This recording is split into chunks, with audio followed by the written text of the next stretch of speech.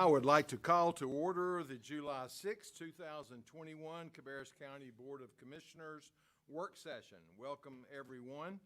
I'm glad everybody made it from the nice warm temperatures outside for the beam signing for the new courthouse. I'm sure everybody appreciates your sacrifice in standing out in the hot sun to do that, even if your shirt still is wet like mine. First up is the approval of the work session agenda. You all have a copy of that before you. So at this time, I would entertain a motion to approve the agenda, including the changes on page 3. Okay, we have a motion and a second. Any discussion? All in favor, please say aye. All opposed, no. That motion passes. We move now to discussion items for action. First up is from Active Living and Parks, fiscal year 22 matching incentive grants. And I'm not sure if we have somebody here in person or if it's Londa is with us virtually, or Byron Hagler. And I'm not seeing either of them. Londa, she was outside still. She did say Byron was going to be the one presenting. So. Maybe dizzy in the heat. Yeah. Well, I tell you what, we're going to skip past that one, and when Byron joins us, we'll go back to it. So we will move to item 3.2, which is appointments to boards and committees. And all of you have received that in your agenda as well as an email earlier this week. Does anyone have any questions, comments, or concerns about those appointments? If not, I would entertain a motion. Well, this will be on our regular agenda, our consent agenda next month. So next item is designation of voting delegate for the North Carolina Association of County Commissioners 114th Annual Conference. I've got Jonathan's name down here beside. No, I think Jonathan is for the next one. At any rate, I think that 4 of us have signed up to attend that conference. Does anybody have a desire to be designated voting delegate? If not, I'm happy to do it if you would like for me to. Okay, I see head nods, so we'll move on from that one. So next is item 3.4. That would be a good idea. Would you like to be the alternate? Okay. Next is ad hoc modification to the Central Area Plan Interlocal Agreement, and I think that is Jonathan.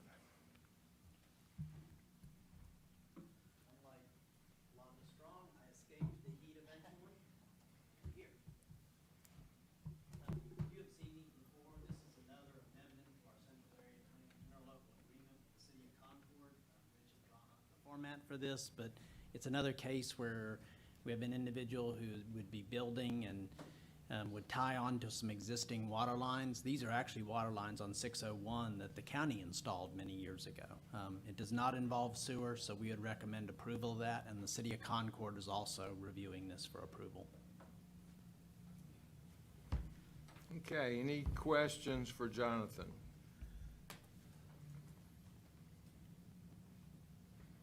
Okay, very good. We'll move then to item 3.5, update on activities related to the Stonewall Jackson Training School property. All right, Jared Poe is going to join me in just a moment and run through a web application, and I'll explain how that plays a part in this. But I think it was about 2 weeks ago, Commissioner Morris asked me, did I think that this project was going to take this long? I would tell you that at the time, I knew it was a complicated project. There were a lot of agencies, particularly state agencies involved, environmental issues, historic issues, property issues, and I thought it was going to take a while. I did not think it would be this complex and take this long. So I did want to give you an update.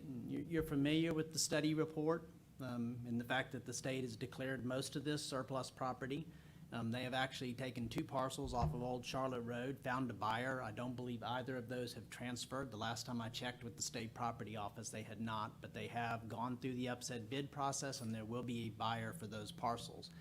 Those are separate, zoned residential, and most likely would be developed for infill development, which is a good thing, of course, for the Old Charlotte Road area, which you're seeing some redevelopment in that area, which is very nice. And of course, there was a legislation that discussed transferring portions of this property to the county, and ultimately, and most importantly, I think that what spurred this was the transfer of Frank Liss Park and the soccer complex to the county rather than us continuing the lease, as well as the transfer of the historic area of Stonewall Jackson, so that we in turn, with Preservation North Carolina, can look for a private party to come in and redevelop that parcel. So you have authorized a boundary survey, which has been completed. Cleanup of select buildings, which has also been completed, and now our grounds maintenance division has been keeping that up. We've had, as you can imagine, blackberries and poison ivy are our biggest challenges. Those have been sprayed a couple times in the last couple weeks. But in addition to that, we have taken that boundary survey and have proposed new property lines for the park and soccer complex. That was easy, but there was some additional land that the state has talked about transferring to us, so we found some natural boundaries to create a larger park eventually, and also gives us the opportunity for some different access points. There is a parcel that would be divided out for the public television tower, a parcel, of course, divided out for the detention and training facility, including in some of the old buildings. The historic buildings would need to stay with that because of their operations, even extending up to the old barns on the northern part of the property. And then there would be the historic property itself, and then, of course, the area for the public safety training facility. In addition to all that, there will need to be easements for access, because the training facility itself has driveways that go through what will be transferred as the historic parcels. They also have utilities that go through there. Same way with public television, they will have a road going through, and then in addition, they have a protected area around that tower. When there are certain climatic conditions, particularly if it's cool at the ground but not freezing, it can be freezing as you go through the column with the tower that high, and there can be the potential for falling ice. So there are some areas around that will also create easements. So on your agenda as part of this will be an item that will go forward to it will be the only part of this that goes forward to your regular meeting, and that is a second proposal from Conquin Engineering and Surveying to go out and complete the new property lines as proposed. And all the different groups have agreed to that. Still working through some conditions on that one with all the different property owners or all the future property owners. Beyond the easements, the detention facility wants some buffer areas. There is some participation that Department of Public Safety, as we discussed in our initial kickoff meeting, would like in the public safety training facility. So we're working through a lot of little issues that go along with that. But concentrating on the historic area, we have defined what would be the property that can be transferred. That does include the gym and the swimming pool, as well as the Swink Benson Industrial Building. Those are very close to the fence line, but as state properties and state historic in particular have looked at it, feel like those are key components that should transfer with the historic properties and will make it attractive for someone redeveloping it. State Historic has been working with has proposed some of the covenants and restrictions that we'll need to pass along with the historic property, so that's ongoing. The Natural Heritage Inventory Office has been and looked at the rare plant colonies as well as the stone outcroppings that's part of the Concord Ring Dike, and they have proposed a protected area for that. Those really go along with the rock outcroppings. They're not areas that we think would be developed anyway, so I think it preserves those natural heritage inventory areas, but it's not an area that really pulls away from the redevelopment. We have proposed where the fence would be relocated, and the state's intention is still to compensate us for the surveying work that has been done and will be done, as well as use the proceeds from the sale of those properties on Old Charlotte Road to pay for the fence relocation, because there will be a portion of that where the secure fence needs to be relocated. And then in addition to that, we were contacted. Kyle has done a lot of work with the UNC Charlotte College of Engineering. One of the professors he works with there has contacted us about the idea of doing some architectural mapping of the buildings. And we feel like, particularly with the cottages, because those cottages are consistent throughout, that it would be really helpful to have that architectural mapping done. We're still not able to allow people in the buildings as a restriction from the state, even with their engineers having looked at it, but they feel like they have a way that they can, through remote access, map some of the interior and actually create architectural grade drawings of those cottages, which of course would be useful as someone's looking to redevelop it. We can pass those plans along to that person or that group doing the redevelopment. And then beyond that, they have some drone technology that they're able to use to fly over all the buildings and do a further assessment of the conditions of all the buildings, whether there is roof damage and then how much roof damage there is. And that's, again, something that we'll be able to pass along to everyone, anyone who is interested. So really, our next steps are to complete that, the property division and finalize those property exchanges. I have reached out to the state multiple times about when we can expect, for instance, the park and soccer complex to transfer. That has been approved, but at this point, they have not completed the deed. So we hope that that is coming soon, and they know that I am waiting at any day to hear from them that that is ready to go as a first step. And then beyond that, to complete the transfer of the public safety training facility. And although at first I think I told you that I felt like it'd be best if we received the historic area and were ready to pass it along to someone proposing to redevelop it, I think for a number of reasons we will receive that and hold that property while we accept proposals and then bring them forward to you. I did want to go through, or have Jared go through, this web application. You need to bring your chair. So the concept of this web application is, because I don't see us just putting this out and saying proposals are due on this date, it's going to be a very complicated project. There's a lot of background to it.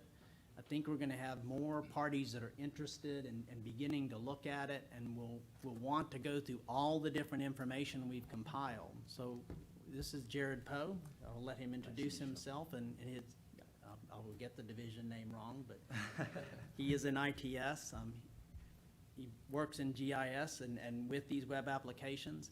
But the idea is to put this together as a project page so that someone who's interested in this, and it may just be someone in the public who's interested, it may be one of the paranormal investigators who's contacted me, and there have been a lot of those. There's been television and movies that want to shoot out there, all of which unfortunately we've had to deny because of the conditions. But this is somewhere for even just the average citizen to go in and go back and look at the historical moments that was done on this property and get some of the background history. It allows people to look at the mapping. We can add anything and everything to it. So what he's going to do is run through some of these tabs and talk about some of the information that will be available for people to go on and find in this. And then finally, we will have a frequently asked questions section so that if one person who's interested has a question, they can submit that to us, we'll answer it, and everybody will get that information. Yes, so my name is Jared Poe, and I'm GIS analyst on the Business Location Innovative Services team. Work under Joe Battinelli, work with Landon, and a few other people as well. But this is the site here that we're working on. Like Jonathan said, we want to have kind of an endpoint for where people can kind of get some overview and history of the site, as well as what's going on with the site. If there are common questions that are popping up regarding it, we'd like to include those on the site, as well as any updated data we have. So this is just the about page here with some overview and history of the site, as well as some images. We have that historical moments video that was mentioned. If you scroll down a little bit here, this is a video that Jonathan and members from UNC Charlotte shot with the July 2021 kind of update of what's going on. on the property, and you can see an image of the chapel there as well. And if you scroll down, there's some quick links to the different things we're working on. So you can, for instance, if you want to take a look at the mapping projects that are going on so far, it's a little bit bare bones at the moment, just until we get more data up. But we have some, you can kind of see the training site, just a overview of that. And this is created through ArcGIS Online, is where this data is hosted. And then we have kind of a county vicinity map as well. And then that boundary survey map with some of the CAD data. Scroll in a little bit just to see it there, but yep, so we have that on that site. And then this needs to be updated a little bit more, but we have the history of the training site as well, and then some images and videos that are gonna be posted online. We have some contacts here, people who are gonna be working on the project, and then the FAQ page, not anything there yet, but once we get some more information for that. So just kind of an endpoint for information on the project, if anyone has any questions, of course, just let me know. And all those tabs have a quick link down here. Having a little bit of trouble loading, but should have quick links down here where you can access any of them, as well as the environmental, some of the environmental information there. And that's what we have so far. So as he said, Jonathan Weaver has also been, I've been out there a couple of times with him, and he's been able to go out there on his own from the communications and outreach. So he's continued to do some filming out there.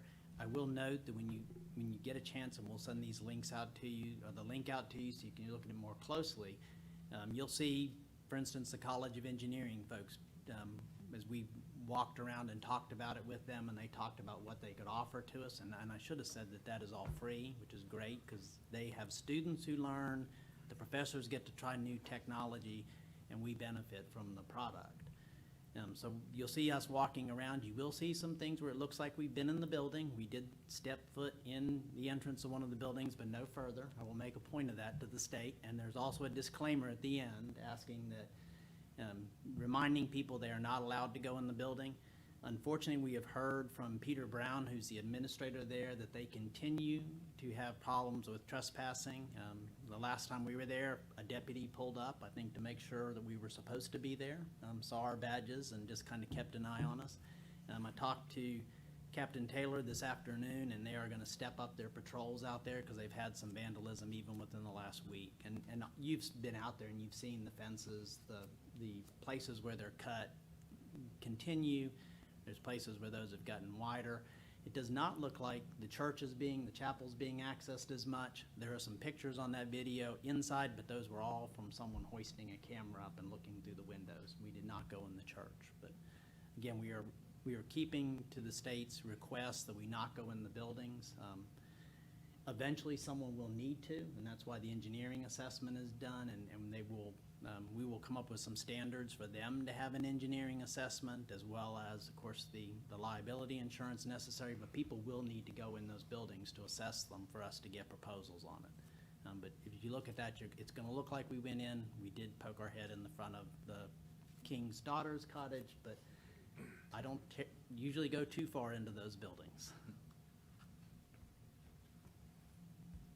So certainly, if you have any questions or need more information, I'd be happy to answer them, or you can reach out to me after this if there's other things you need to know. Just a quick question, Jonathan. For the future development of those properties there, whoever the developer is, I'm assuming they'll have available to them the North Carolina State Historic Tax Credits, They more than will. likely. So Brett Sturm and Renee Glidhill Early, both with State Historic Properties, have been very actively involved in this. One of the things that's gotten a little complicated is because we're not transferring the entire district, they want to make sure that and we're transferring the majority of it, but they want to make sure that because it is a smaller, it isn't the entire district, that those tax credits are fully available, so they've been investigating that. They believe they are, but they're just double checking. Well, that's good, and I hope that the State Historic Tax Credit stays around for a while, because that has helped, particularly Concord already, with a couple of the old historic buildings that otherwise would just be there dilapidating more and more each day. And so if they're gonna be able to get those tax credits, that'll just further, their need, or help them get it done quicker by getting the tax credits. So I'm glad to see that's gonna be a part of it. They've also suggested that we do some additional inventory of the site. State Historic Properties have, there are some grants available for that, but it would require that the property be annexed into the city of Concord, which I think is I have discussed it on one level with staff. I think it's more probably at the manager level with Mike and Lloyd Payne to discuss, but Concord is designated because of their historic commission that they can receive these grants, so the money would need to pass through Concord to do it, and it would need to be in the city for that purpose. And of course, that's ultimately a consideration as you look at potential property taxes, not for us, but for someone buying it from us.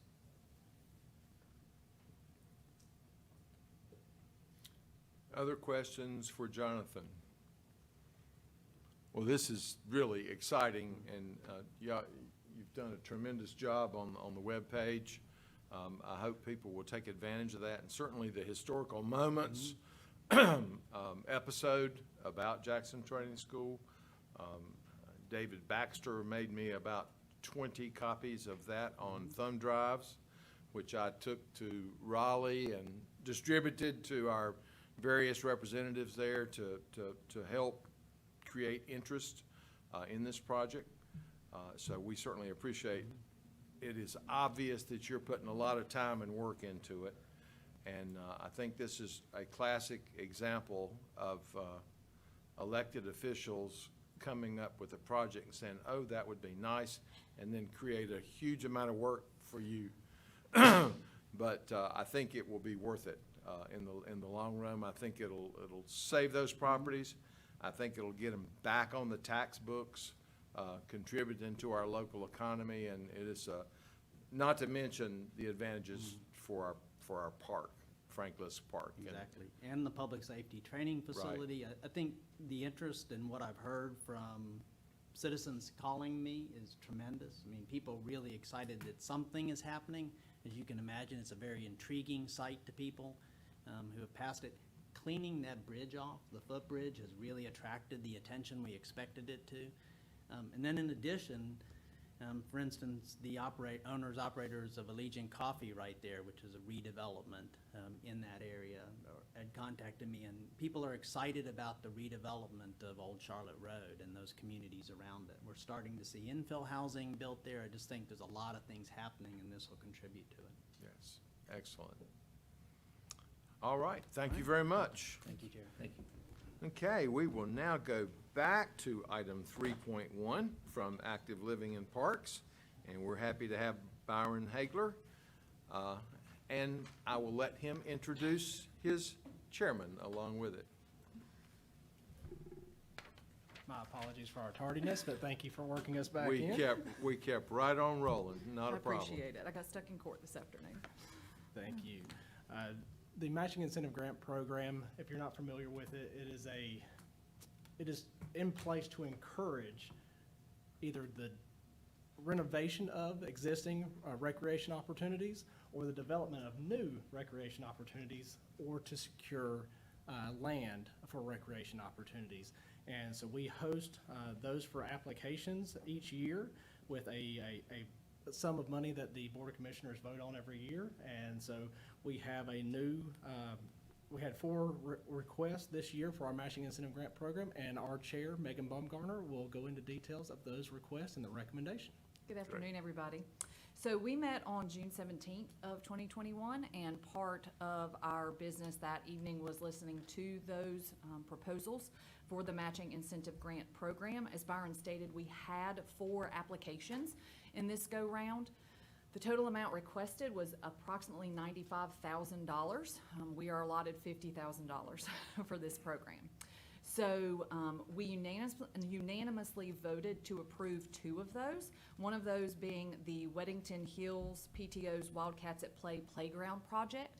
It will actually extend their playground and provide better access to the community at large in that area for children to access the playground equipment. That was actually of the highest priority when we looked at the proposals. And then we also unanimously approved the Hartselle Athletic Association's ball field maintenance equipment request. They have actually signed on to take care of the Hartselle fields for us, and they needed new equipment to be able to adhere to that contract and meet those needs, which was a moderate level of priority. The two other applicants, one proposal was incomplete, so we unanimously voted not to approve that program at this time, but advocated very strongly for the town of Mount Pleasant to come back to us when that was complete for us to consider that proposal. And then Harrisburg Community and Youth Association also proposed something where it dealt with the demolition of a building, which does not actually meet any of those priorities, is not truly what the matching incentive grant program is meant to do. But we also advocated to them that once they had demolished that property and then they wanted to develop a park or some type of structure, that we could actually consider for the program to come back and do that for us as well. So with the two that we approved, that would actually leave $16,182 for a second round of proposals that we would hopefully get to in October. So we would be able to repost. Any questions? Any questions for Byron or Megan? Well, thank you very much for all your work on this and your recommendations. I think this project or program is doing exactly what it's designed to do. Absolutely. And so we appreciate your investment in it. Thank you so much. We appreciate your time. Thank you. Thank you. Okay, we will move now to item 3.6, Energy Programs Outreach Plan, and we're happy to have Laura Light with us on that item.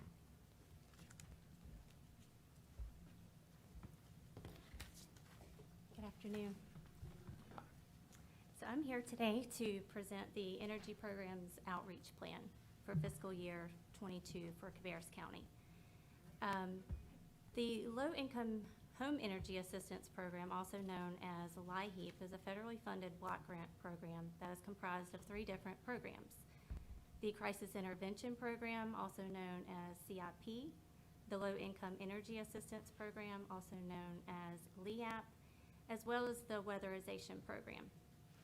There's also non-federal crisis intervention programs known as Energy Neighbor, Share the Warmth, Wake Electric Roundup, and Helping Each Member Cope. So the purpose of this plan is to assure that all eligible households are made aware of the assistance available to them from these programs. And this is done with the help of an outreach planning committee. This is encompasses a variety of community agencies. You'll see in your packet a list of those that we are heavily involved with. They meet twice per year. Once in October, we start the outreach planning related to our LEAP energy season, and then again in April. And in April, we meet to review the outcomes from the previous year, and also to start outreach for our summer weather programs. So the committee creates the opportunity for county-level collaboration. It allows them time to discuss the plan, how to effectively reach county residents in order to inform them of the services provided by our energy programs. As in years past, we at DHS plan to work with the county communications department to assist us with the preparation of outreach materials, messaging, and the distribution of the information in order to be publicized. So at this time, I would just like to ask for a motion to be made for approval of the plan, and I'll be happy to also entertain any questions that you have. Okay, questions for Laura?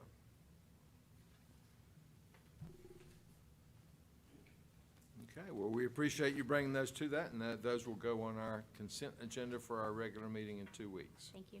Great, thank you. Okay, next up is item 3.7, so supplemental nutrition funding, and we're happy to have Anthony Hodges with us. Excuse me. Good afternoon, Commissioners. Thank you for letting me come and speak with you this afternoon. we have our congregate nutrition program, our Lunch Plus program, has received some additional funding, or is receiving some additional funding through our area agency on aging. The first funding gets called Supplemental 5. It's through the Federal Consolidated Appropriations Act, and it's an additional $33,975 that we'll receive. And there's no match for that funding. It's no match required, and we have until September 30th of 2022 to spend that, but we'll spend it much quicker than that. And also, we received an additional $2,500 in CARES funding. We received our CARES funding through the AAA early in fiscal year 21, but another agency returned some funding that they thought that they weren't going to be able to spend, so we received $2,500 in that funding. And again, no match required for that. That funding does have to be spent by September 30th of this year, but we'll spend that in August, assuming that everything's approved. But if anyone has any questions on either of those. Okay, questions for Anthony? Very good. All right. And those programs are running normal now? The We are still, congregate, oh, I'm sorry. the congregate meals? We are still doing drive-through currently. Right now, all of our 6 sites are drive-through. Our actual numbers have been up since COVID started. Still doing drive-through. What we're looking at right now is going to a potential hybrid plan. Probably we'll test that at one of the sites within the next month or two, where we'll have the inside activities, but still allow those that aren't comfortable with that to still stop and come in and pick up a meal. We're working with the AAA to kind of make sure that's allowed, and then over the next few months, working with risk management and our locations, we'll probably pilot that. Yeah, great.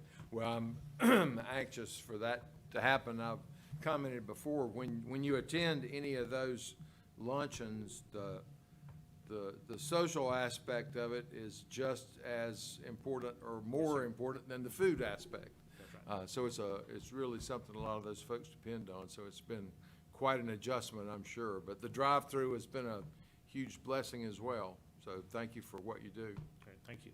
Yes, sir. Thank you, Commissioners. One quick question before you get going, Anthony. Yes, sir. I didn't want to interrupt Steve. Oh, okay. But is this the first time that we've had this nutrition program? Is this because of the COVID-19 or? No, sir. No, sir. Lunch Plus, we've had it for, I knew Lunch Plus. I knew that. I'm sorry. It's the same program. It's just, we've got some additional funds for it Oh, I because of see. that. So it's So- just supplemental funding from what we're already getting? And Yes, this sir. 33.9 that we're getting, Yes, sir. or going to get, whatever, that's over and above what we've been getting? Yes, sir. Okay, yeah, I was familiar with the Lunch Plus, Yes, sir. but I didn't see Lunch Plus anywhere in here, so I was, Yeah, I probably need to add that in. Sometimes it's congregate nutrition, I'll put that, but I probably need to put Lunch Plus too, because Well, that's what everybody knows it as. Yeah, that's how I knew it, and that's Yes, why, sir. that's what caught my attention. But anytime we get extra money for programs like this, it's always appreciated, especially when there's no match. Yeah, that's even better. Yeah, just be thankful he didn't put a whole long string of initials, some acronym in there. I try not to do that. Yeah, I'll catch myself, but I try not to do that if I can. Great. Any other questions? Thank you. Thank you. Okay, we move now to item 3.8 from Human Services, Transportation, FTA Section 5310 grant. Glad to have Bob Bushy with us. Good afternoon. Thank you for letting me come before you this afternoon. What I am presenting is a federal 5310 grant for elderly and handicapped transportation that is administered through the city of Concord. They put out a call for projects last month. It's a competitive grant, so we are competing for these funds. We wrote up the application and made a presentation to their selection board. As I said, this provides transportation trips for elderly in the county as well as handicapped. This year, they put out the call for $389,323. As of right now, I do not know how much we will be awarded, so I have applied for the full amount, and we have completed a budget amendment. This year in the grant, we are also asking for 2 vehicles to provide the transportation. we get vehicles through the 5311 grant through the state, but they only replace vehicles. They do not give expansion. So we're hoping to get these two vehicles, to have some expansion vehicles to provide these trips. The match for this total 389 for the county would be 159,806. As I said, it's a competitive grant, so we probably will not be receiving that amount, so there will be another budget amendment once the award is made, if you approve this application for this grant. So there's no public hearing required for this, so tonight I would be asking that you approve the application to continue on. I do have another item I would like for you to approve that goes along with this. For the past 17 years, we have transported the CVO, Cabarrus Vocational Workshop. We have used the ROPE grant through the state, which is the Rural Operating Assistance Program, along with fees, ticket fees from the families. Well, the state took away the ROPE grant last year, so that funding is gone, and we do not know if we will be receiving it again. If you approve this grant and the city approves it, that will cover the cost of that trip, so I would like to put before you the option of taking that burden off the families of them paying for the trips. So there's really two approvals I need to continue on with this application and to alleviate that fee from the families. Great. Having met with those families of the CVO participants, that is a really important program for those folks, and they really appreciate the opportunities that the transportation allows them. So I certainly am in support of that. Could you expand a little bit on what type of transportation this provides for seniors? Is it just doctor's appointments, or does it do grocery store? Some of those details. Currently, we are only doing medical appointments, dialysis, cancer treatment, and doctor's appointments. Especially this past year, that we are really only doing medical appointments because of the COVID and having to social distance on the buses. But it's up to the discretion of the board. We can expand that program to do those other projects if you so wish. Well, I guess my question would be, how far does the funding go? Once we take care of the medical trips, which are obviously most important, are there any flexible funds left for? Well, as of right now, in this being a federal grant, at the end of the year, unspent funds do not go away. They build, so we're still spending money from 2018. So there is funding available. Now, we add the CVO trips in there, that'll help spend it a little quicker, but there is definitely funding available for those other projects. Right. But that means you're able to keep up with the demand. Yes, oh yes. I remember a few years back, Bob, where that we had talked about this particular subject, and I think that the ROPE funding that you're speaking about, that's federally funded. But when those federal funds run out, that was all we did. Is that not right? In other words, because what happened was, if my memory serves me correct, and Mr. Chairman, you may remember, that what was happening was we had people that was wanting us to take them to the movie, taking them to different places, that normal people, I guess, they go to, but they wanted federal funds to pay for them to go to all of these places. Do you remember? Yes, sir. Is it What the that same was pot of funding? it was a state ROPE grant. There is a portion of that was called elderly and handicapped. Right, It was separate from the federal, and those funds were limited. right. And those did go away at the end of each year. So we did not have enough funding in that to provide those extra trips. Right, so we cut that We stuff cut and that made it out. all but medical. And when that Correct. run out, Yes, and of course now, like I say, they've taken that entire grant away, so Right. that's not even an option. right, okay. Any other questions for Bob? The local match is coming from the general fund, it's budgeted. Well, we had to do an amendment Had to do it. because they just put this out last month. Right. So it was too late to get it into the Rodney, you seen the amendment? Oh, there you are. Have you seen this? Okay. So probably give us time to review that and then maybe put this on new business? Okay. Versus, that good? Yeah, and we can explore all those details. Very good. Any other questions or comments, commissioners? All right, thank you, sir. Thank you. Okay, next, yes, somebody started to say something. No? Okay, we go to item 3.9, approval of project ordinances and budget amendment related to CIP funded projects in the fiscal year 22 general fund budget. We're glad to have Wendy Hagler. Good afternoon. So attached to this was a list of projects that was included in the general fund budget and the community investment fund. Most were PAYGO projects, and we're also including $16 million of loan proceeds for the EMS headquarters. The transfer was budgeted in those funds, and then this is just the other side of that, to allow the funds to be spent in the capital project funds. So the budget amendment and the project ordinances allow those funds, I guess, to be spent. And I'll be glad to answer any questions. I won't go through all the projects unless you have questions. So the projects haven't changed? No, It's just an accounting of moving it from one location to other so that we can spend it? well, it's budgeted as a transfer in the general fund and the community investment fund, and most of the money is gonna be transferred over to the capital project funds, and then that's where they're budgeted to be expended.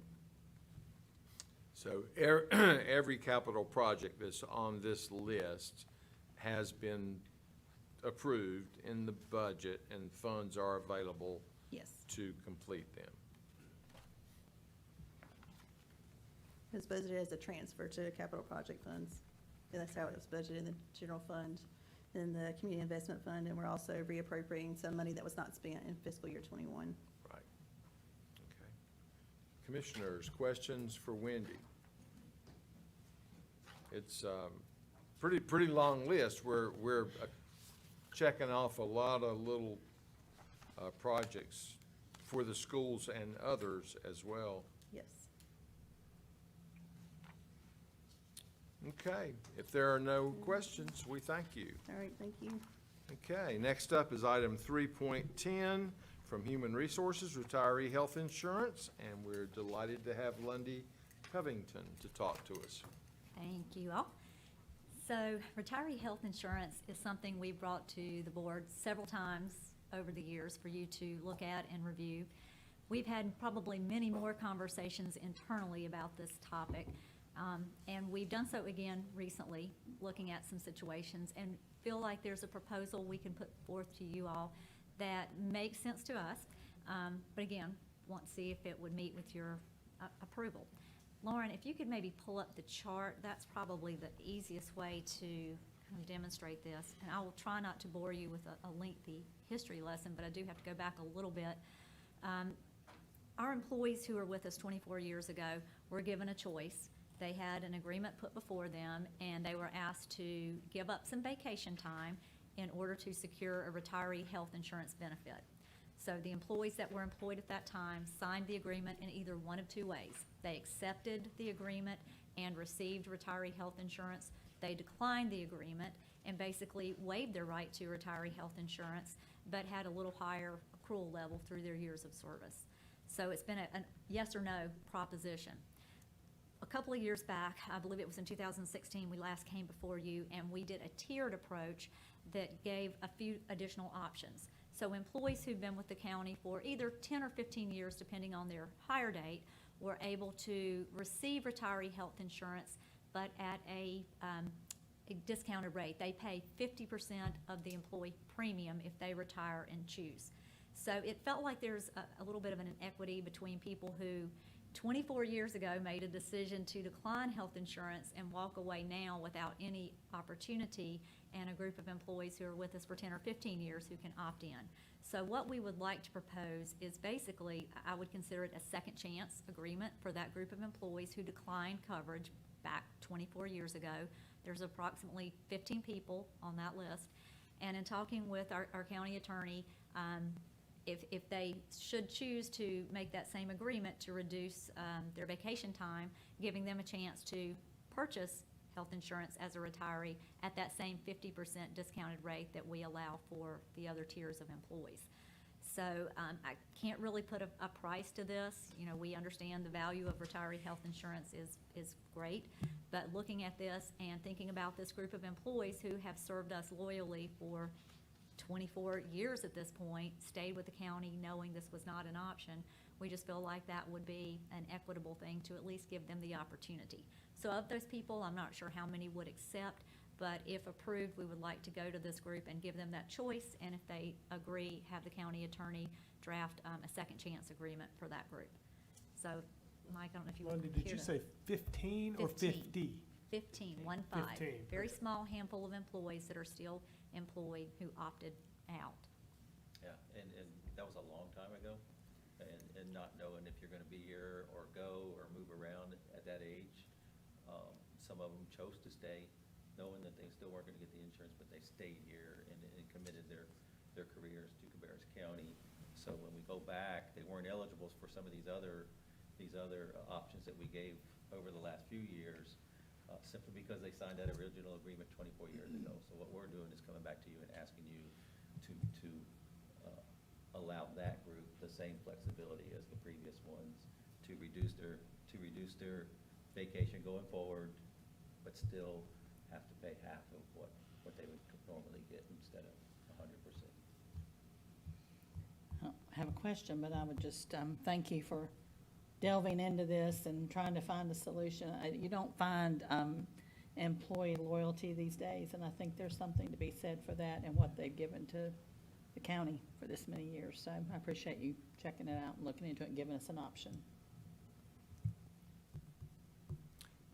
If I read that correctly, this only applies to retired employees who are not yet eligible for Medicare. Correct. There Right. is a cutoff point where once they're eligible, that benefit would go away. Right. And of the people who are in this population, some, you know, it may not be of value to them. They may decline that. Right. But again, we just felt like rather than continuing to say, no, you made a choice and they're living with that, this might be another way to help us fund it. And that's why the 50%, with the employees who are leaving, will have some benefit, you know, but they'll also be paying a premium toward that. And it is 50% of the employee level. So if that increases, their share would increase as well.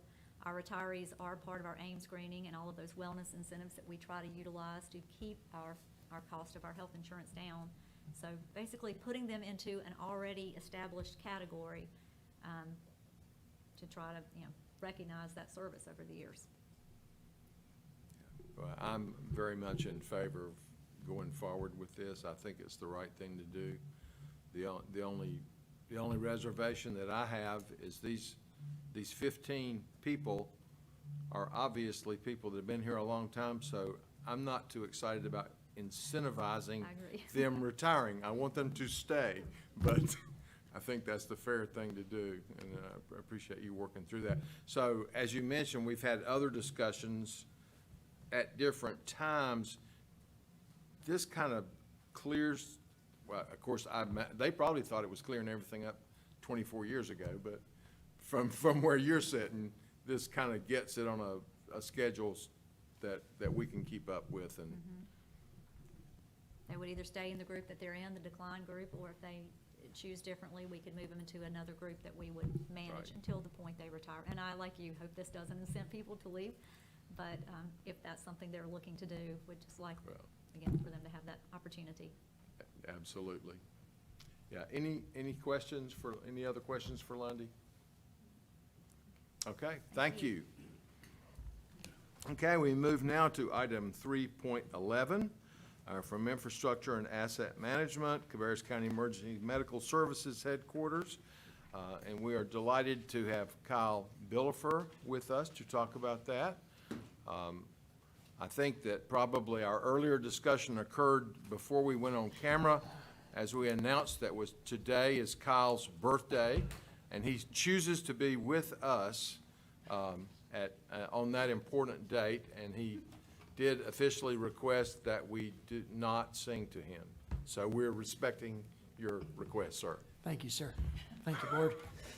Could give you the option to reconsider. I'll be up here a couple other times, so you can keep plugging away. Well, thank you for having me tonight. I bring in front of you tonight the bid for GMP1 for the EMS headquarters. This is the early site package that includes concrete for the EMS headquarters located on Cabarrus Avenue.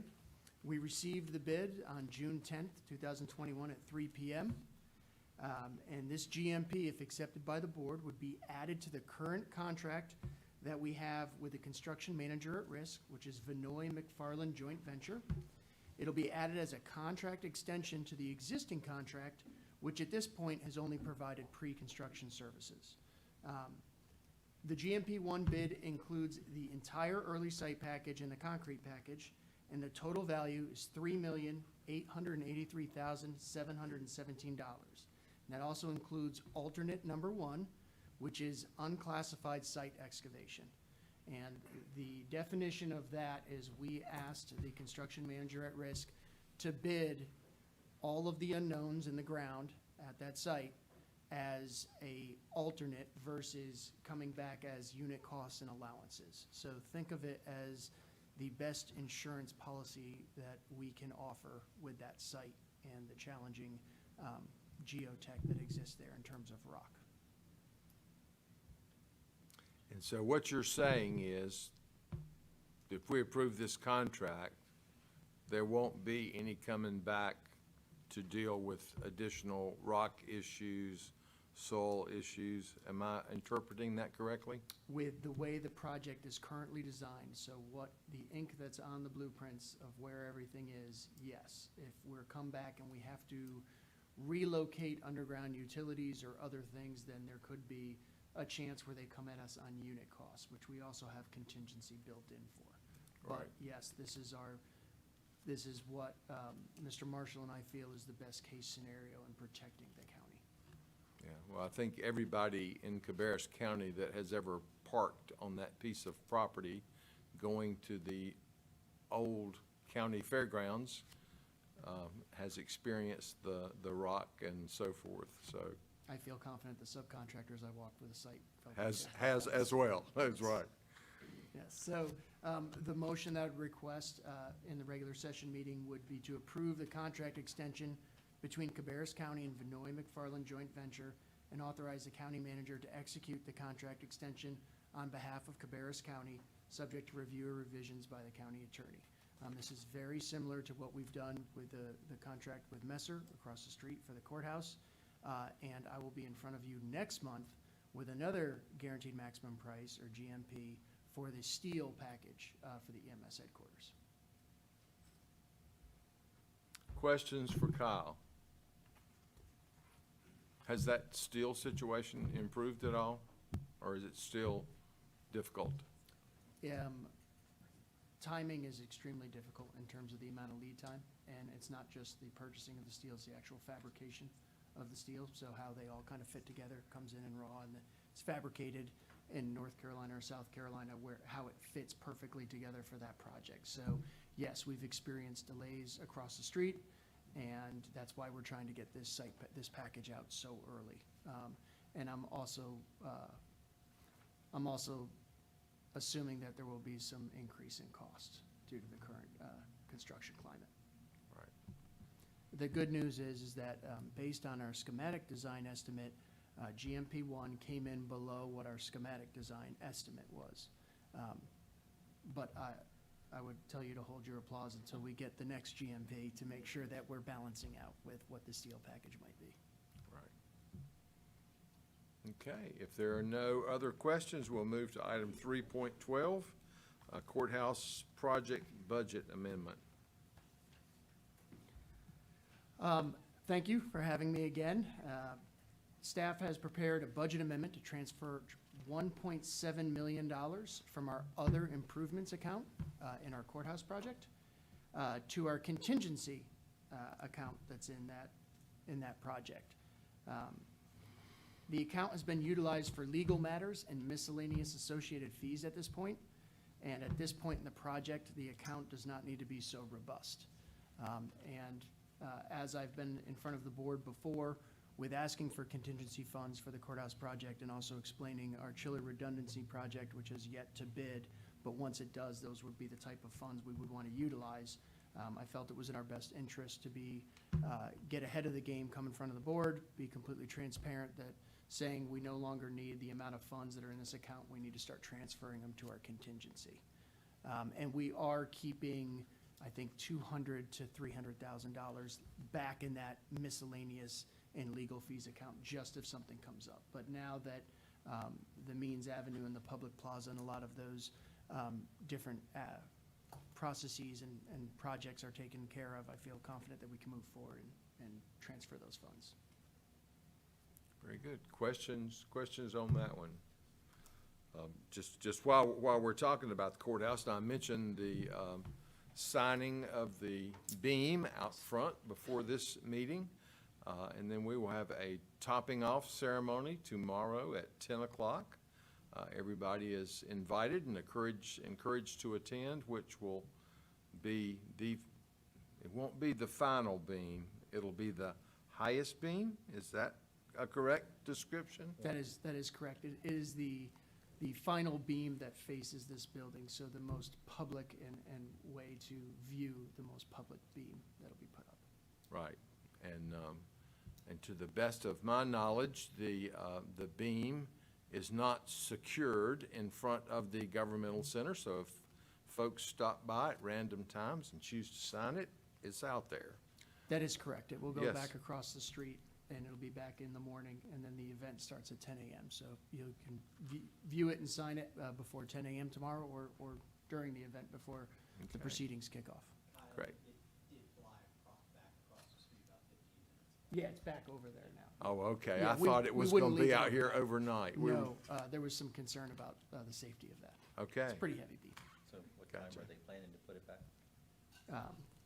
before 7 a.m. So that's why I said, as long as you come before 10 a.m., you'll. I don't think there'll be a big crowd here before 7 a.m. Probably not. Great. Okay, any other questions, commissioners? Just real quick, Mr. Chairman, Kyle, I'm assuming the project pretty much on pace? Schedule, Yes? we've lost a few weeks due to steel and a few weeks before that, but we're making up. Weather hasn't impacted us that poorly as we thought. Okay. It was the delays on steel. You'll know when we're in major impact, we'll be working on Sundays, and we haven't had to yet. So, yeah, we're moving forward. So in front of the existing courthouse, I was there last week, and I know that access has become a lot easier there, as well as traffic on Union Street. Is that phase kind of completed, or will we see that going back again throughout the project? We've finished everything underground on the Union side of the 1975 courthouse. We're now working, obviously, on the Corbin side, where we've extended the fencing all the way to the corner. And that's why you see the ADA ramp on the Union side to provide accessible access. We won't go back into the ground until GMP3, meaning when we renovate the 1975 courthouse. Right. In the meantime, the city will get somewhere near there in their streetscaping or get close to it. So there's still a lot of coordination between the county and the city on how that project is going to happen. When we do get to the 1975 courthouse, because we're changing so much of the facade, those streets around it will have that same type of barricade that you've seen, because the actual equipment that reaches up to that exterior needs to be at such a distance farther away. Well, it seemed to work very well, even while you had some of the traffic closed Yeah, off. the logistics is, Yeah. Messer has done an excellent job at working those logistics out and working with the city of Concord Yeah. to make that happen. At the same time, I believe they were doing a lot of that. The city of Concord was also going through their crosswalk portion of their, which is, some of the closures was for that, and some of the closures was from us. So, Right. kind of got it all out of the way at once, hopefully. Well, I continue to hear comments from folks at the courthouse and others, very complimentary of Messer and their communication and the way that they've worked with them. And when they do have to have some inconveniences, so hopefully you'll pass that along I will, yes, they're to an them, excellent firm. for sure. Any other questions or comments? All right, thank you, sir. Thank you. And we're still agreeable to sing if you change your mind, yeah. We move now to item 3.13 from Planning and Development. We're happy to have Susie Morris here to talk about some proposed amendments. Good evening. I'm going to send these around to you. This will help you. We had to make a last-minute change that I'll discuss in a minute. What you have before you this evening are a series of text amendments. Some of them are minor, some of them are to comply with that 160D that we've been talking about. The one that is proposed for Chapter 4, we have duplicate language in there that is a little bit confusing.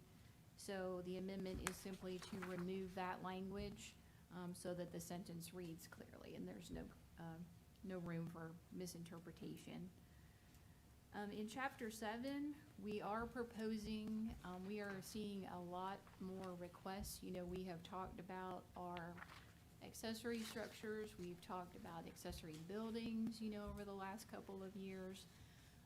So what we are proposing is, right now, the ordinance currently says that an accessory dwelling unit has to be located to the side or rear of the primary dwelling. If you remember, about 2 years ago, I think it was, we changed our accessory structure ordinance to allow those accessory structures to be placed in the front, to the side, kind of wherever they needed to go, based on some people not having the option to place them anywhere else on their property. What we're seeing with the ADUs is that people historically wanted, say, mom and dad right next to their house. So they were in close proximity. It was a garage apartment, or what some of you may know as a granny flat.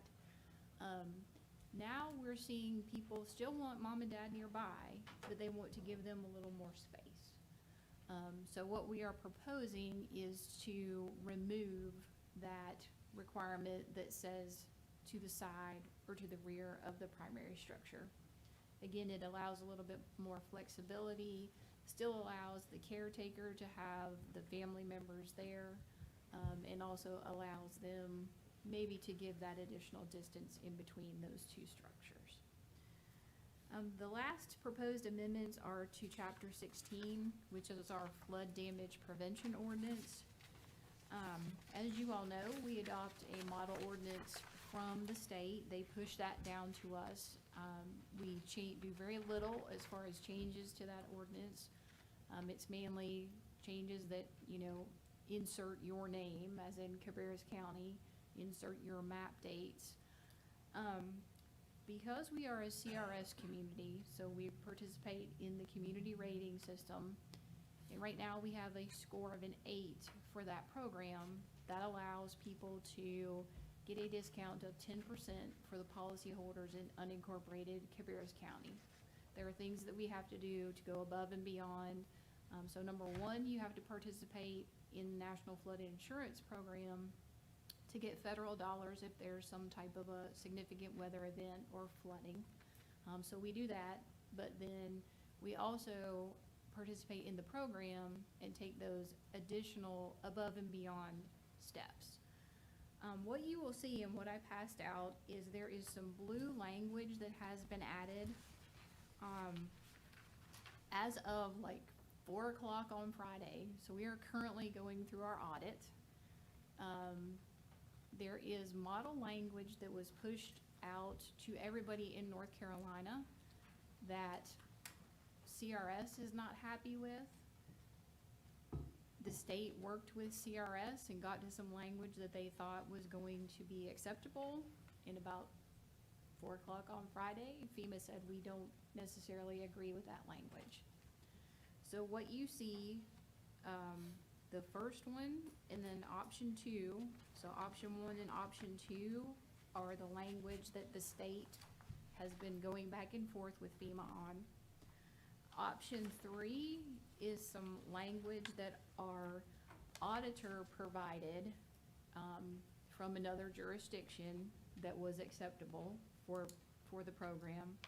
And then option 4 is some language that our legal department came up with based on knowledge of that program and how it actually works.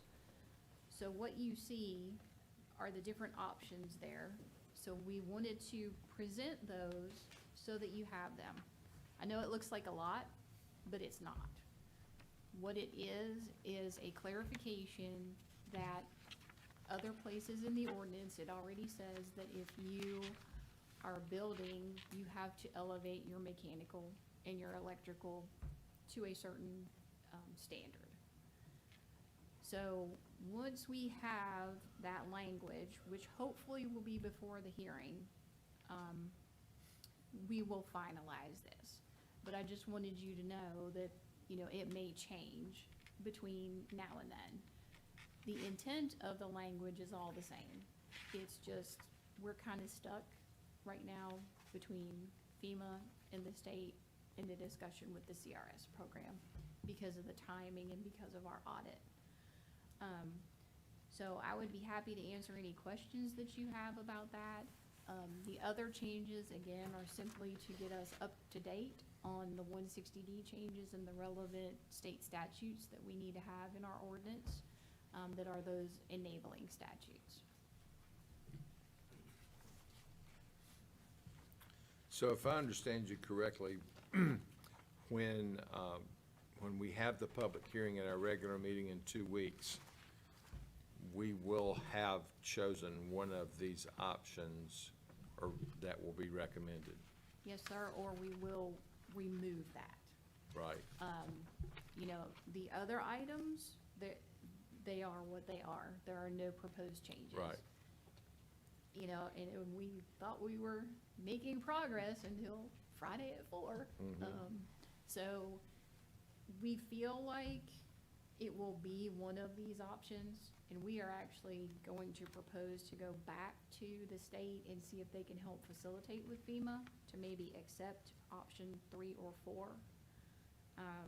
Because we know at this point that option 1, FEMA has said, no, we don't agree with that, state of North Carolina. And the difficulty is, you know, they push that model ordinance out to us, and we, as communities that enforce the ordinance, you know, they go through a process as well. So this is something we really have not experienced previously, because the state of North Carolina is a technical coordinating partner with FEMA. So they talk all the time. So this really is, you know, we've not seen anything like this. So we thought this would be the best way kind of to put it out there. But we will have finalized language that is acceptable to the CRS program, to the state, and to FEMA, or that particular part, the revision to part 5 would be removed.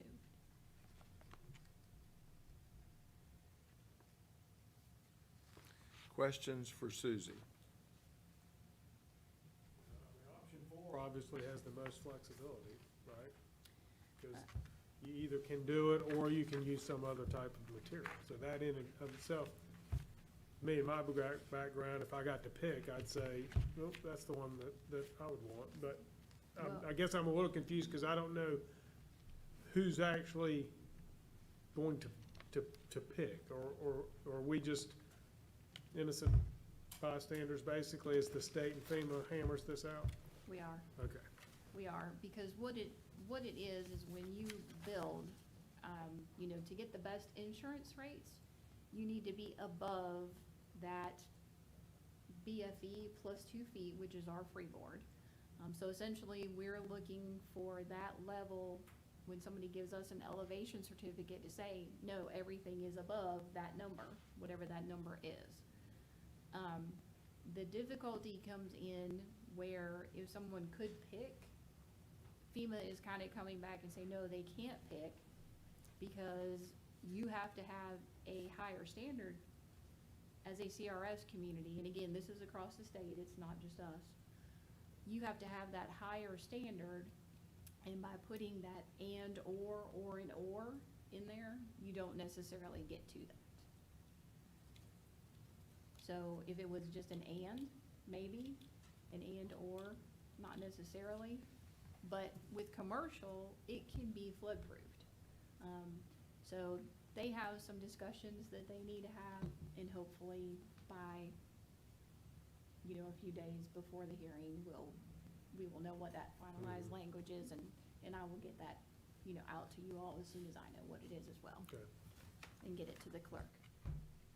Susie, clarify for me, surely it's not as complicated as it seems, because I'm not a builder for one thing. Blake, you're probably used to this kind of language, but are we speaking primarily for homes that's currently built? If they do anything, they have to bring it up if they're in the floodplain? Is it speaking specifically about floodplain? And if it is it a 10-year floodplain, a 100-year floodplain, or what does this pertain to? How does this, for people that's watching the TV, how will this affect them if they're gonna build a home? Right, so what this is this is the 100-year floodplain. Okay, We do not, you know, you don't build in the floodway. So think of it as, you know, you see the structures at the beach and they're elevated. So here, you don't necessarily, we do have some that are up on stilts, but most of the time what you see is an elevated, you know, and they may have a walkout basement, or it may just be the crawl space. And then there are certain construction standards that have to happen. So you have to put vents in, for example. And what this is talking about is that electrical and mechanical, all of that has to be elevated to a certain standard, so that hopefully FEMA tells us, based on the map data, this is how high we know the water's going to. Cabarrus County applies an additional 2-foot freeboard standard. So hopefully that water stays somewhere below that level and we end up with a lot less damage to structures and properties. So it applies to anything new. And then if someone was to implement what we call a substantial improvement to their property, which means it's more than 50% of the tax value, it would come into play then. But there's no requirement for retrofitting or anything like that for current properties. okay, that answered it.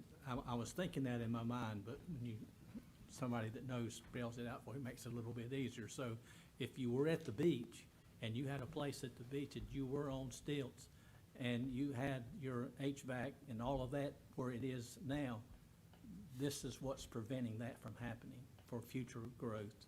Right, That so, type thing. In other words, you can't do that no more. So if we were talking about something at the beach, they'd have to move all of that from the ground level up somewhere higher than the stilts or the parking part.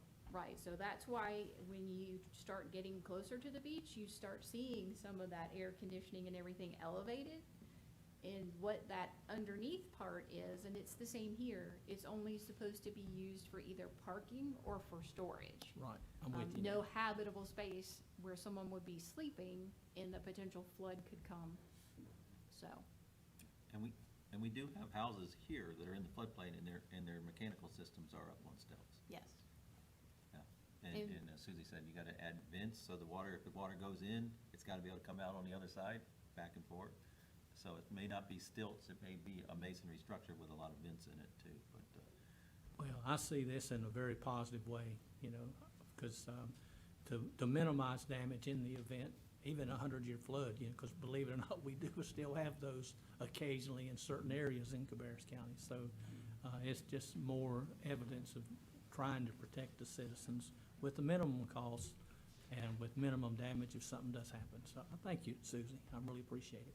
You're welcome. And the board will need to hold a public hearing, so we're proposing that for the 19th. Again, everything that is in the black text will go for sure. It's the blue, but we will make that substitution prior to the meeting. Great. Any additional questions or comments? Well, I Thank you. appreciate what you do. I think a lot of people sometimes look at some of these ordinances and rules and view them as additional expense for the homeowner. And I find that not to be true. I recently had a new HVAC system put in, and I happened to be at home when the county inspector came out, and I was observing as he was checking everything out, and he said, well, I'm not gonna pass this. And I said, why? And he explained why and what needed to be corrected, and it made perfect sense. And having spent that money, I appreciated the fact that he was recommending something that was gonna prevent additional problems down the road, and that's what I view this as, so we appreciate that. Thank you. Thank you. Okay, we move now to item 3.14 from Solid Waste, bid award for landfill Phase 2 expansion. We're happy to have Kevin Grant with us. Good afternoon, everyone. Thank you for having me. Back in March at the work session, we did present to you the landfill status and expansion needs. I think we also explained that the design engineering was already complete for that, and it was already received approval by the North Carolina Department of Environmental Quality, that they were awarded us the permit to construct. So here we are now, back in May 19th of this year, we initiated an informal bid process in which we did receive 3 bids. The low bid was Darrow Cody and Sons Grading. And so what we're presenting this evening here is that we do need to kind of move ahead with this kind of quick, because in the meantime, from about March until now, we have, had a great influx in incoming tonnage. The good news is, when we did the last airspace capacity study, the airspace actually increased. However, the last 2 winters have been extremely wet, so how we place waste wasn't very efficient. So we really need to do an expansion fairly quick in order to allow multiple vehicles to actually come back to the landfill to place waste. The way it's set up right now, we're getting to the point that we can only do 1 or 2 trucks at a time, makes it very slow. Obviously, it makes people very angry because they can't get in and out very efficiently. We've actually had to turn away some fairly big loads right now just because of that.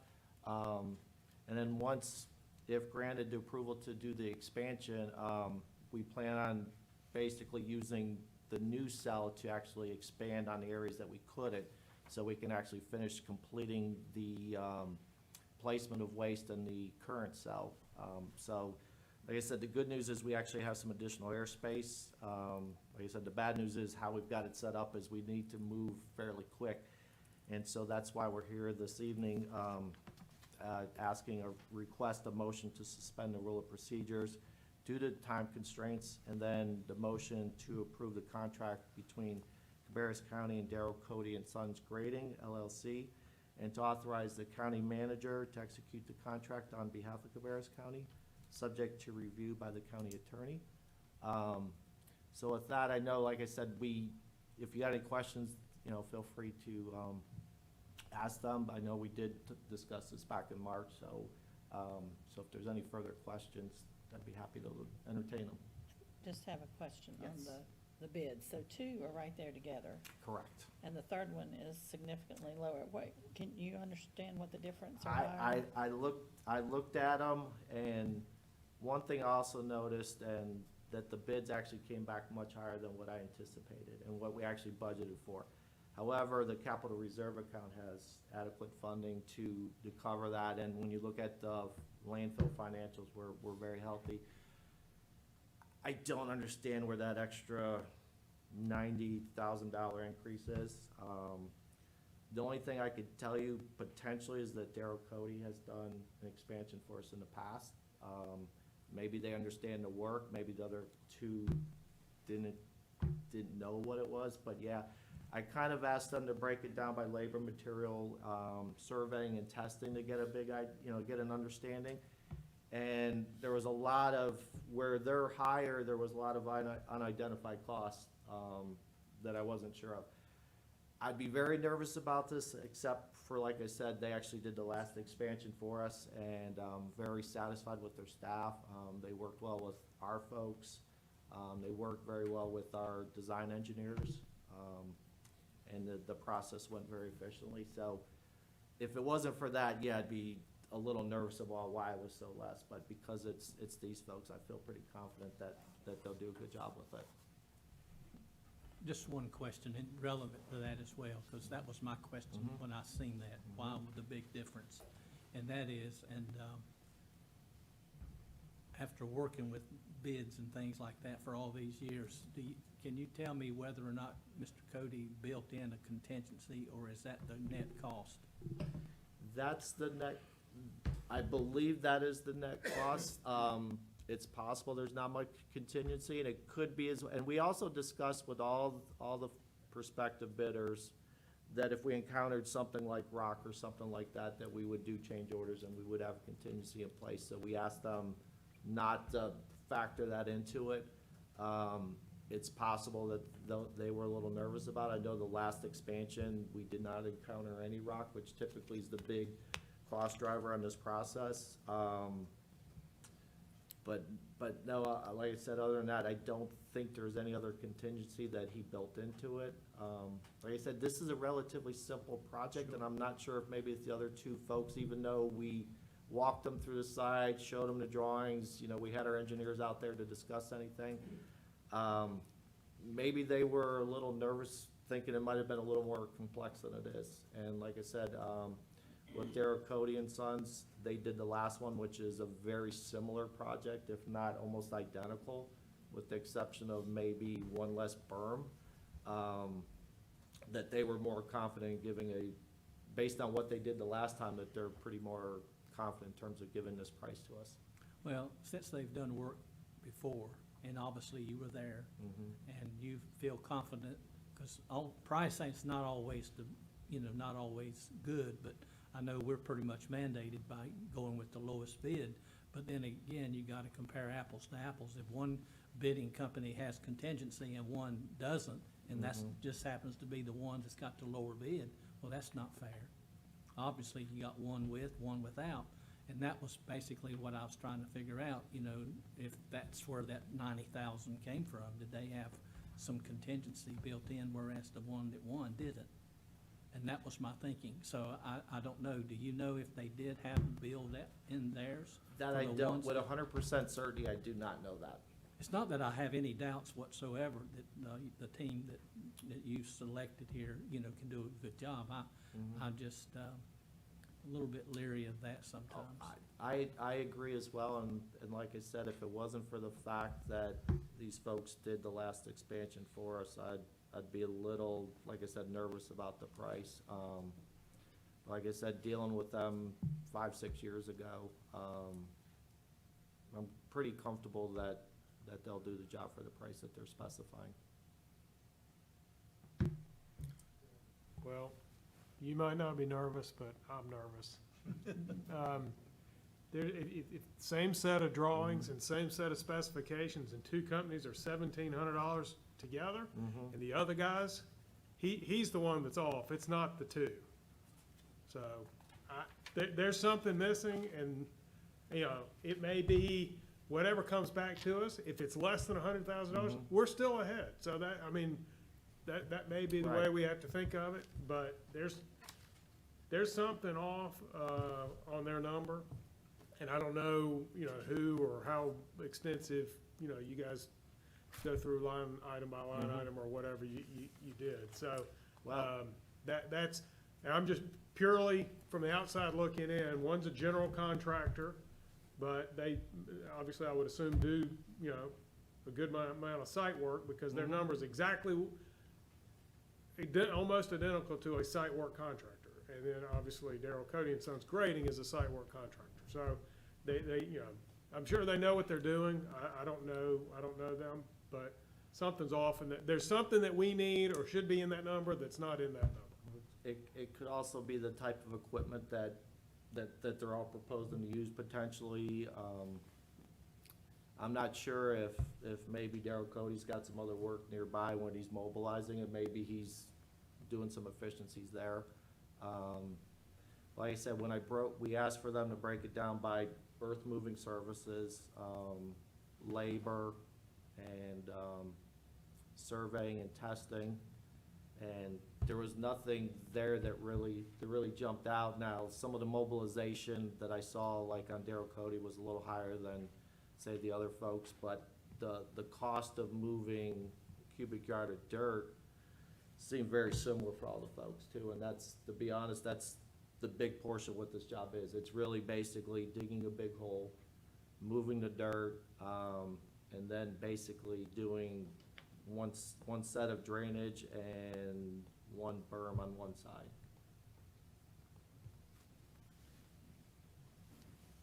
Assume CDM helped you review those Yes. quotes as well, Yes. as the engineers on site? Yes, yep.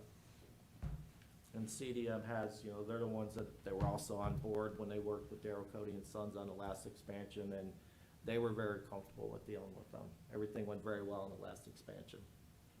And like I said, that's the one reason why when we saw the prices too, we were like, well, that's a little different, but like I said, if it wasn't for the fact that we've done work with these guys in the past, we would probably do a little more digging in terms of what's going on.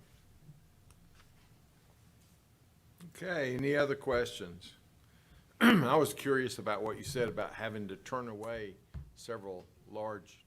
Well, the big problem is, well, a couple things is when you get these really, really big jobs where you're getting multiple tractor trailers coming in, I know our operations supervisor gets nervous. And the other problem is where we're at working on the current cell, you get a couple of these big trucks up there, you can't get somebody else there. So it's gotta be one at a time. So it basically slows the process down. You might have a queue of 6, 7 other smaller customers and a lot of roofing contractors who really, really need to get done, get their trailer emptied and move on. So, that's part of the reason. It's just more the logistics and how it's set up right now. And then, like I said, a lot of it was due to the last 2 winters that we've had have been so wet that where you would typically be able to place some waste on our cell, you just really couldn't do it, and we couldn't really build up the slopes as steep as we're allowed to.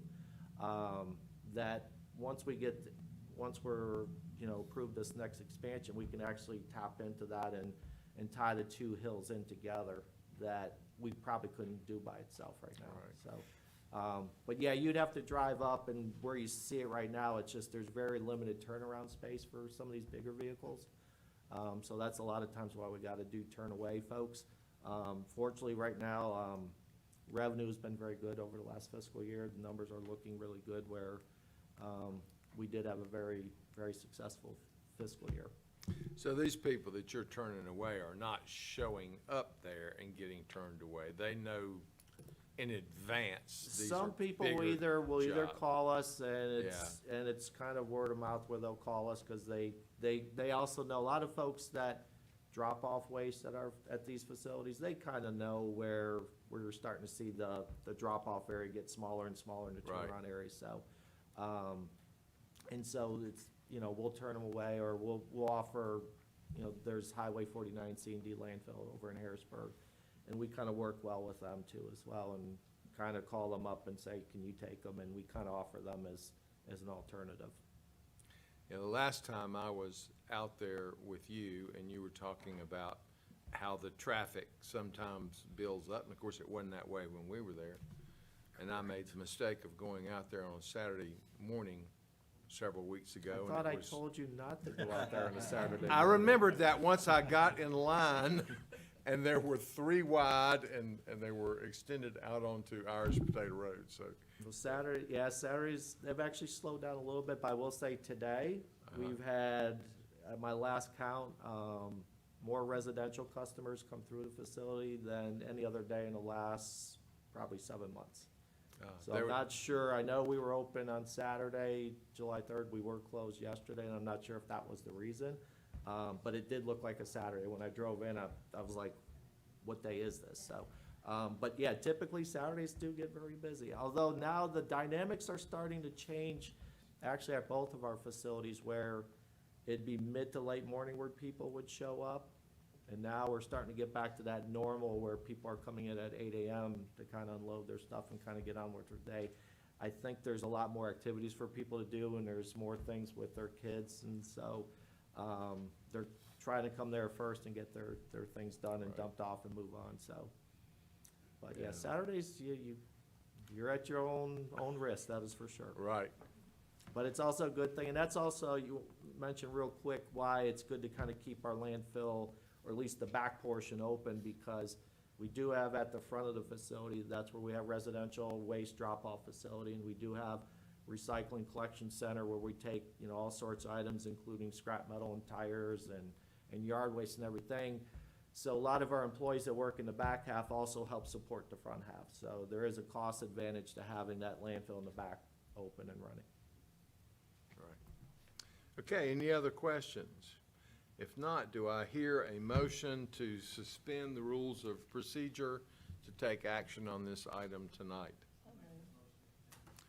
Okay, we have a motion and a second. Any discussion? All in favor, please say aye. Aye. All opposed, no. That motion passes. And so do I hear a motion to approve the contract between Cabarrus County and Darrell Cody and Sons Grading, LLC, and authorize the county manager to execute the contract on behalf of Cabarrus County, subject to review by the county attorney? Okay, we have a motion and a second. Any discussion? Hearing none, all in favor, please say aye. Aye. All opposed, please say no. That motion passes. Thank you, sir. Thank you, I appreciate it. Okay, we move now to item 3.15 from Tax Administration. We're happy to have David Thrift with us to talk about the annual settlement and order authorizing collection of fiscal year 21-22 taxes. Good evening, Commissioners. So North Carolina General Statute 105-373 calls for the annual settlement of the tax collector.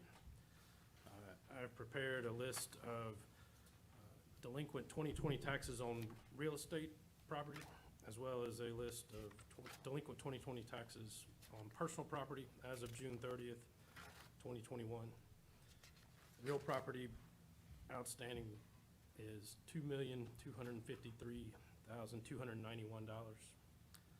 Personal property outstanding is $770,775 for a total of $3,024,067. So that's the 2020 taxes that are unpaid as of June 30th. I've provided for you in your packet a summary of those by jurisdiction as well. These lists in full will be available in the county manager's office if you wish to review those, and I have copies in the tax administration as well. So also, per 105-373, I'm providing a list of tax bills on personal property that our collections department has deemed to be uncollectible. This list is about 350 bills amounting to just over $27,550. So every effort has been taken to collect on these. Those efforts have been exhausted, and we are requesting that you place those on the insolvents list. Those items placed on the insolvents list can then be written off in 3 years. So these are taxes for companies that have gone out of business and no longer have a way for us to collect on, or deceased taxpayers who have no heirs that we can follow up on. So David, do you Yes. have a feel for how that compares to other years at this point? So the insolvents list is smaller. This is the 4th year that we've done that. So as we continue to do that and identify, those are new accounts that are insolvent, which is good. We're having less of those that we're coming across. In comparison to our 2020 outstanding balances, our collection rate, I don't have a finalized rate yet, but we're certainly right at a 99% collection on 2020 taxes.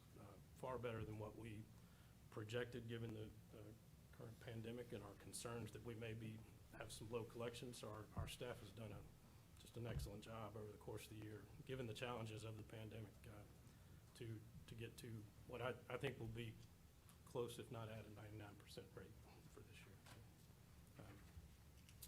So also, General Statute 105-321 provides for the order to collect next year's tax receipts. I've provided a projected FY22 levy for real and personal property taxes totaling $307,091,549. That's real and personal property over all jurisdictions. So I would ask that you accept the tax collector's settlement as provided and move to approve the order to collect in accordance with 105-321. And I'm happy to answer any questions you have. David, I do have some questions, just Yes, sir. basically just one, and that is, in the instance of the municipalities in Cabarrus County, why would we be paying, what about this penalty? Tell me about the penalty part. So the penalty is penalty on, it's in addition to the tax bill, so that's a late listing penalty in most cases. So in the month of January, all personal property is required to be listed by the taxpayer. I'm speaking specifically about, like, if you look on, what page is it? It's got, 96? page 95, 96, where it's got the, real and personal properties, Cabarrus County, $46,000 penalty. I mean, I don't understand how the county would have penalties on, on properties that we don't pay tax on, like this building. and- Those are penalties that have been assessed to the individual taxpayers that are still, we still haven't collected those. So those are part of the tax bill. So there are taxpayers who did not list properly in time. They received a penalty that goes along with that tax bill. So it's part of the tax bill. It's just not part of the original levy. It's an actual late list penalty, but it's counted in the same fashion. So that's But why it's not the county itself, though. It's residents in the county. It's individual taxpayers that owe those amounts still. Okay, well, that's sort of what confused me there, you know, that sort of, I said, now, how could the county have penalties on its own when they don't pay taxes? That's in addition to people's tax bills that are. Okay. I had to do a little extra. That's money we're explaining. collecting still. Yeah, We're still looking to okay. get it.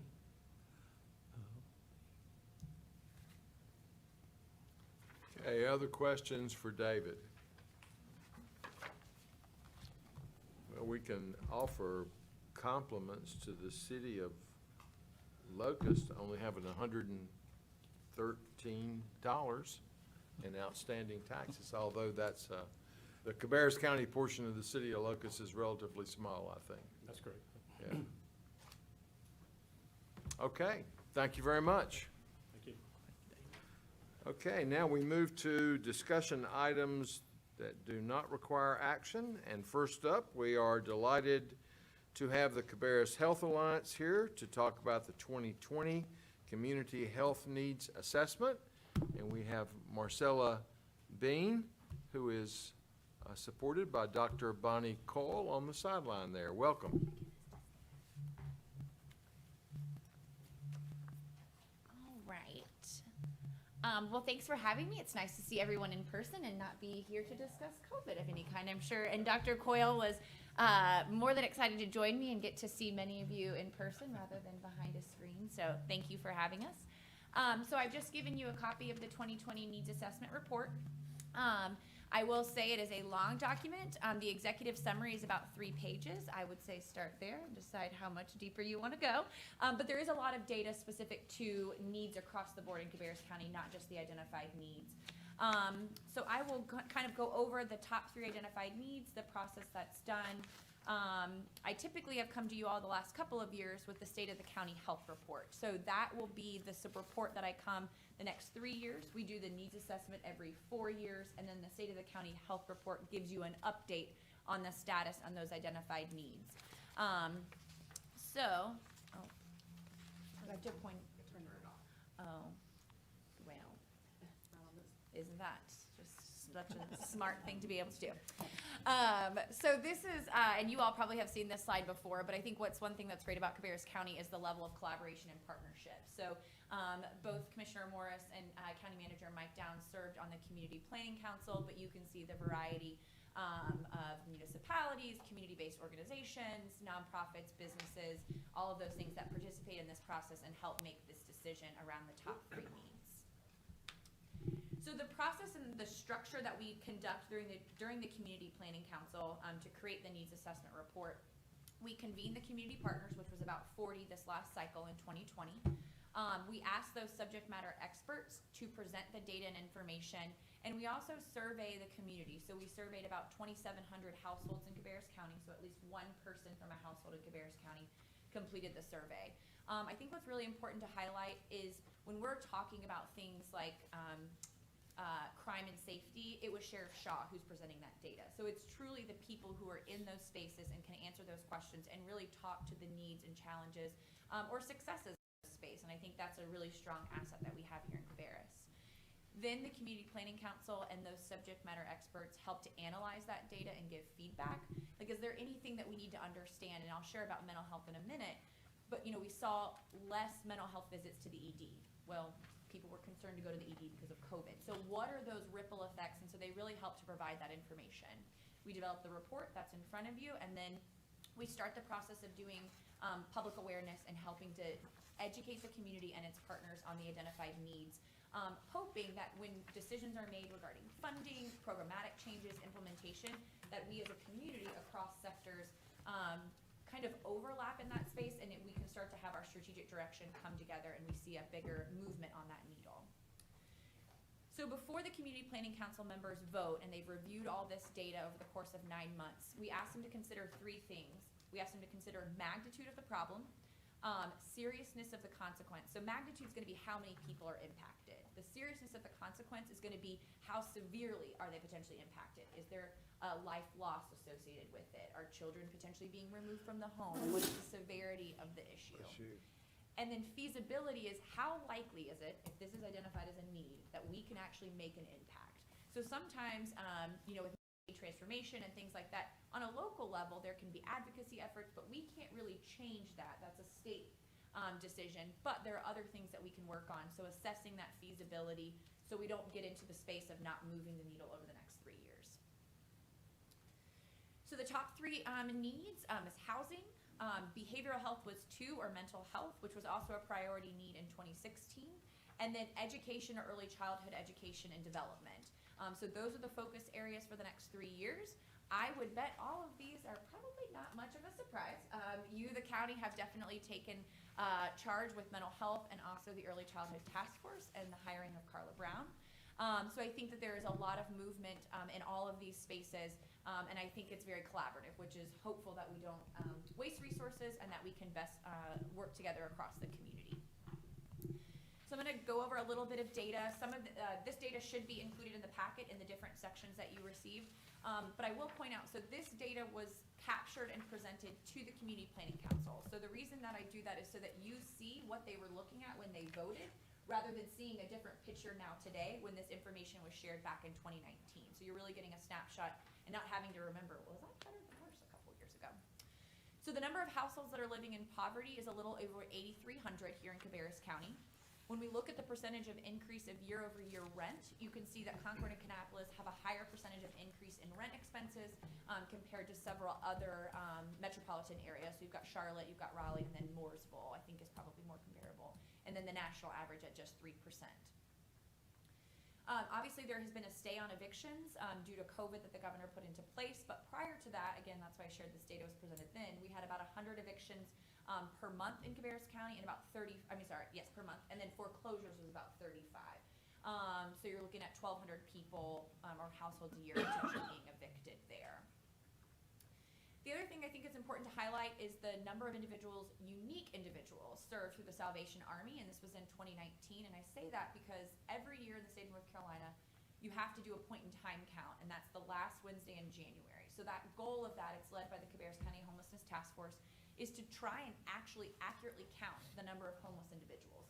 So it's the number of people at the night shelter, the number of individuals that are being housed through CVAN, the number of individuals being housed through Cooperative Christian Ministries, My Father's House, or the Women's and Children's House. So it's a hard number. And then they also do outreach into the tent communities to see if they will come at, they go a week before or a couple of days before and say, we're going to have coffee and donuts this morning. And they try and get an accurate count this way. It's averaged about 120 the last couple of years, and so there's a big gap there when you think of number of unique individuals served. This is also a transient population, so those unique individuals could have come for one night at the shelter and kept going through. But the other piece of data that I think is telling to why maybe that one night isn't giving us as accurate a picture of we would like is every year for the last 4 years, about 500 kids in Cabarrus County and Kannapolis City Schools combined each year have been identified as homeless through the school social workers, counselors, or whoever it may be. So that 500 number, even if they're siblings, you don't have every single child with a sibling, we're looking at still over that 120 average from the point in time count. These are alternative housing solutions, so you can see public housing, Section 8, apartment options, and other affordable options. So there's 4,600 total housing support units, but the last slide we had 8,300 households living in poverty, which means they're probably at highest risk to potentially need one of these options, especially an affordable option, as we know that continues to be a challenge. Next is some data around mental health or behavioral health. So we have 1.7 providers per 10 population. Cabarrus County is in a medically underserved area for behavioral health providers. And I typically give the example, you know, if I had the flu, I'm not gonna say COVID because that's going away, but if I had the flu and I needed to go to the doctor, I can get an appointment probably today. If not tomorrow, I can go to urgent care and those kind of things. But for individuals that are maybe experiencing a mental or behavioral health crisis, that option really isn't available. So then that's where we see the spikes in the ED admission. And we do have updated data from 2020 that I shared a minute ago. This was presented at the time, but we did see a decrease in the number of psychiatric patients being admitted to Atrium Health Cabarrus, but you can see the breakdown for geriatric, adult, and then pediatric patients. I always point out the geriatric population, Atrium Cabarrus is the footprint, in their footprint is the unit for geriatric patients. So we see a lot more patients from outside the county than maybe in the adult or the pediatric part. And then the last piece, as you all know, is the Stepping Up initiative. So this is a program that is with the Cabarrus County Detention Center, started by Sheriff Riley and continued on by Sheriff Shaw, where you have individuals being screened for mental health and substance use disorder, and then also provided with case management upon release to ensure that they're not cycling through that system and they make their first appointment. So the last one is early childhood education. So 63% of children under the age of 6 in Cabarrus County live in a household where both parents present to work, so they're both working. We have 87 licensed centers, but 58 of those serve 0 to 5. So maybe the others are after school, before school programs, or maybe they do serve both. So they may serve 0 to 5 and then 0 to 12 for those other hours that children would not be in school. And then we have the largest percentage of GS 110 programs in Cabarrus County does in the state, those are church-based programs. So the reason that's pulled out is they just have different regulatory requirements. They still get inspections from the health department, but there may not be there is not a requirement for certain educational programs or curricula. A lot of programs in churches offer their own and still meet some requirements, but they're not held to that standard that's set out for other child care centers that maybe have a 1, 2, 3, 4, 5-star rating. Cost, and I know you all are aware of this and are doing some great things for staff here in Cabarrus County. But the cost is about $9,500 for one child to be in child care. So if you, let's say an average household, I think is 2.3 children, but we'll say 2. You're looking at close to $20,000 a year in child care. And then if you think about income levels for certain positions and certain roles after taxes, it may not make as much sense for someone to report back to work after having a second child. The other option, so like a family child care center, would be someone who's registered with maybe the Partnership for Children, but they have an in-home service. And then the school age is, again, that older age population for before or after school programs. I will say there is no child care center, to my knowledge, that offers overnight hours or evening hours. Most of them end at 5:30, 6 p.m. or 6:30 if you're lucky. So that means if you're a second or third shift worker, the option for childcare is not really there for you, and so you're relying on family or neighbors, which means it's inconsistent childcare options, which then, if that family or neighbor is sick, you have to call out of work, which then causes that ripple effect of they may have gotten gainful employment, but now their childcare is not available on a consistent basis, and then they can't report for work. So then you see that kind of trickle back.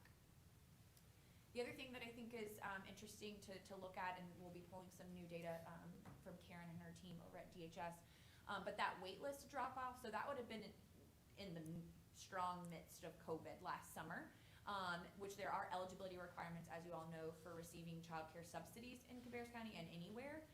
So if people lost employment and those kind of things, they may not have been eligible anymore, which means their place on the wait list didn't need to exist because they couldn't receive the service anyway. So I think that's why we have seen that big drastic drop off. The challenge then becomes, you know, in a worst case scenario, maybe I was 5 back on the wait list. I lost my employment. Now I'm having to rejoin the wait list. My guess, and I would need to get with Karen on this, is that I don't jump back to the line that I was in. I jump back to the end of the line and restart the process, which just is another barrier for folks. Because this income bracket was probably, I believe, not able to work remotely. These are going to be your food service potential industry workers, your hospitality workers, those kinds of things. So next steps are to work with community partners. Mike serves on my executive committee for Healthy Cabarrus and has been instrumental with helping to move along some housing discussions to pull partners together and really have an open conversation about where are the current gaps, who's serving which population, who's not serving certain populations, and how do we transition individuals who are appropriate to transition from homeless or housing insecure to being able to be stable in that transitional housing process. So we'll develop action plans. The mental health action plan is complete and was presented to the Mental Health Advisory Board about a month ago. And Carla and I, she is great and she is wonderful to work with, and it's just been a good learning experience for me to get to work alongside her as they craft and kind of restructure the early childhood task force and really align with the state action plan. And I think Carla's done a great job helping that group really understand the direction that we're headed and setting goals and things like that as we proceed. And then we'll continue to evaluate each year. So then what would happen is each year I'll come back with the updated state of the county health report and hopefully better data, and you'll be able to see that the needle has moved and that there's collaborative initiatives going on that's going to impact Cabarrus County in a positive manner in these areas. I believe that is all I have. Any questions for, I know I talk fast, I get on a roll, but any questions for me? No way. Yeah, not me. I think you were actually a little slower today than normal. That's the nicest thing anyone could say to me. I'm going to put it on my performance evaluation.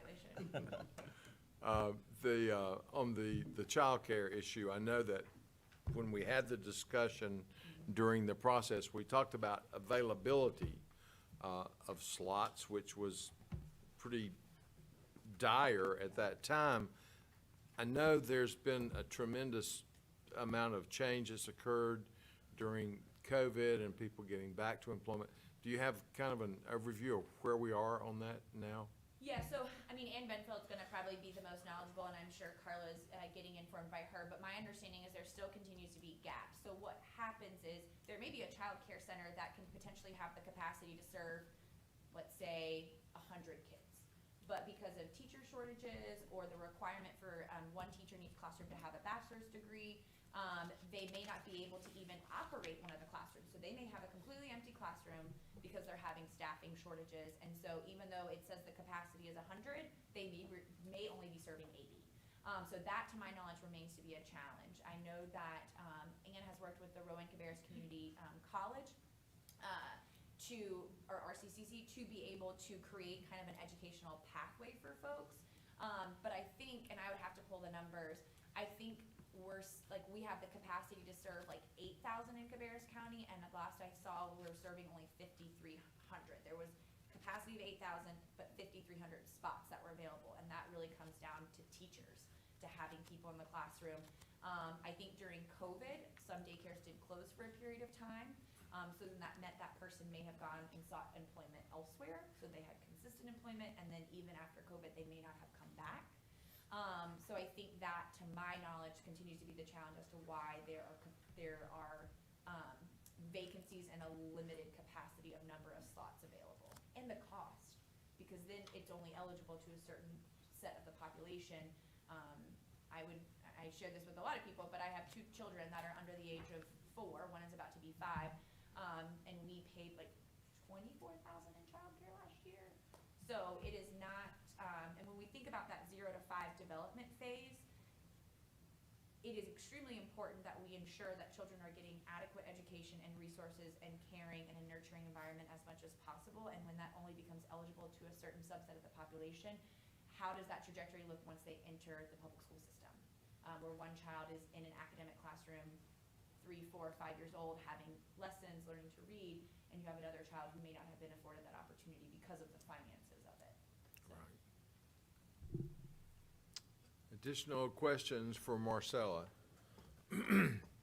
Well, this is an invaluable process, and having been involved in it several times, I find that all throughout the year, I am constantly referring back to, well, this is what the community needs assessment says in a lot of issues that we talk about. So certainly appreciate your work and the work of all those 40 people that's how many meetings typically? It's quite a few. Yeah, it ends up being 9 or 10 Yeah. over the course of about 10 months. We have Right, 10 months, but yeah. I tell you, they really get an intensive course on all these different topics, so it's pretty eye-opening to hear some of those discussions. Well, you're the poster child for a community planning council member. If you refer to that document often, then you're doing your job. Good, I'll put that on my performance evaluation. Well, thank you very much. We appreciate you being with us, Dr. Cole. We're glad that you, Dr. Cole, came into our community during the time when nobody was visiting anybody. So we're glad to get you out in person. Great, thank you. Thank you all. Okay, next up is item 4.2, Cabarrus Recovery Grants announcement, and we're happy to have Rodney Harris for that.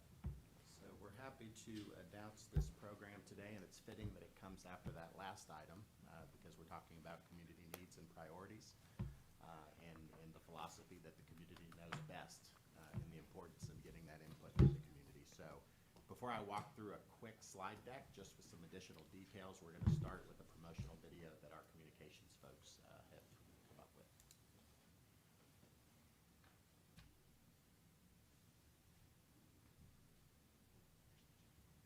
Now it's time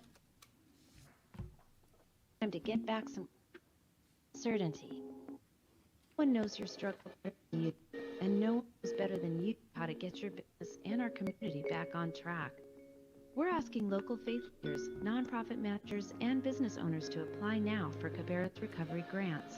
The county is offering businesses and organizations one-time funding to help our community bounce back. Submit your Cabarrus Recovery Grant proposal to stabilize your business or organization, provide job training, continue with delayed initiatives, assist households with food and shelter, deliver crisis intervention services, support mental and physical health, make improvements to help prevent and eliminate COVID-19, and much, much more. The plan for our economic and health recovery starts here, with you. Submit your proposal to Cabarrus County Government by August 6th at 5 p.m. To learn more, visit cabarruscounty.us/CRG or call 704-920-2100.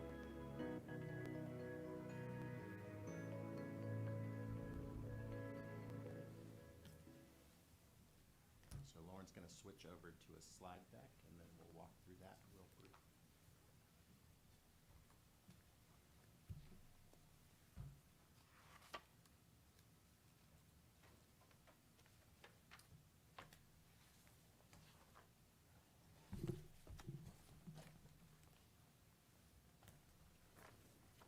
So just as a reminder for the board and the public, the funding for these grants is coming from the American Rescue Plan, state and local fiscal recovery funds. We expect to receive just over $42 million. And so the purpose of this grant program is to allow the public to submit their proposals as long as they meet the eligible categories that the Department of Treasury has outlined.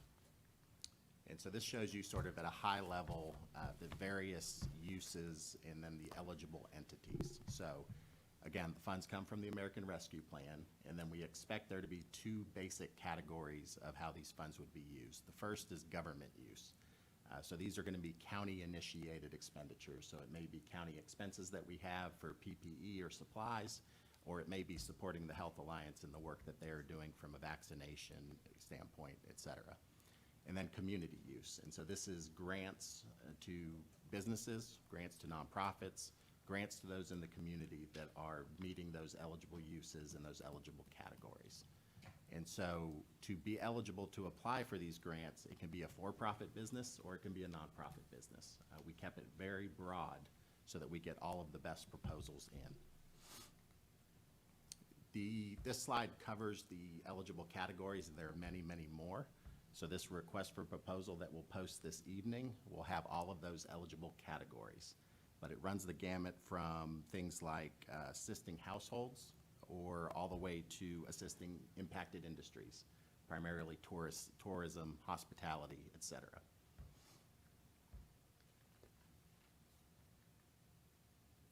The other thing I would note is that we have additional flexibility for particular services provided in qualified census tracts.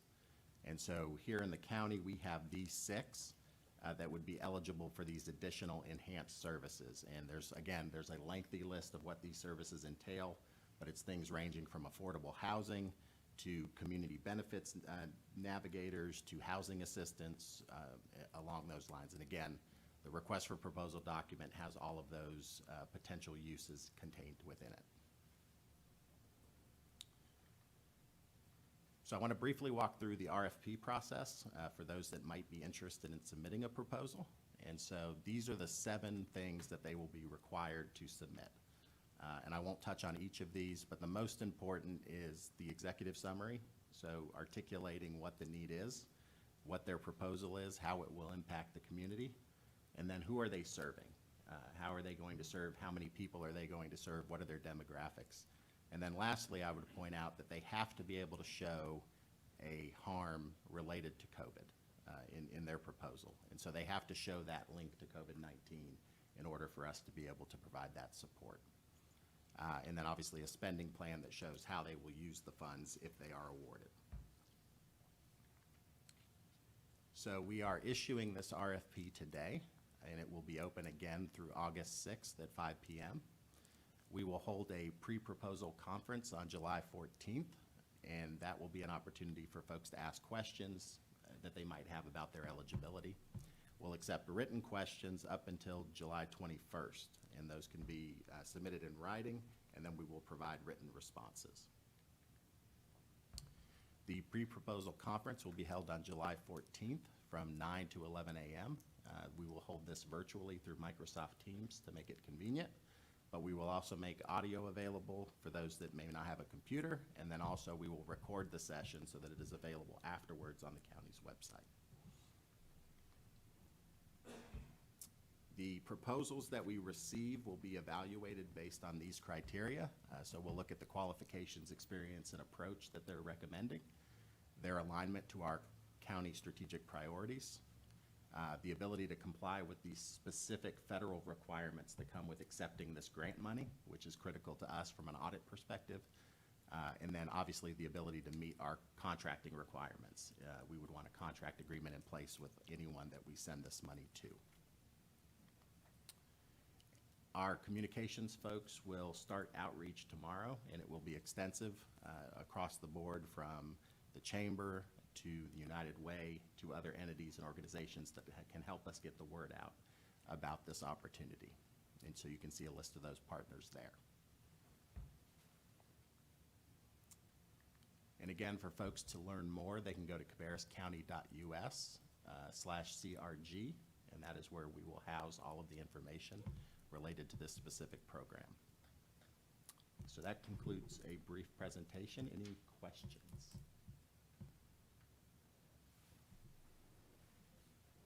Can you go back one slide?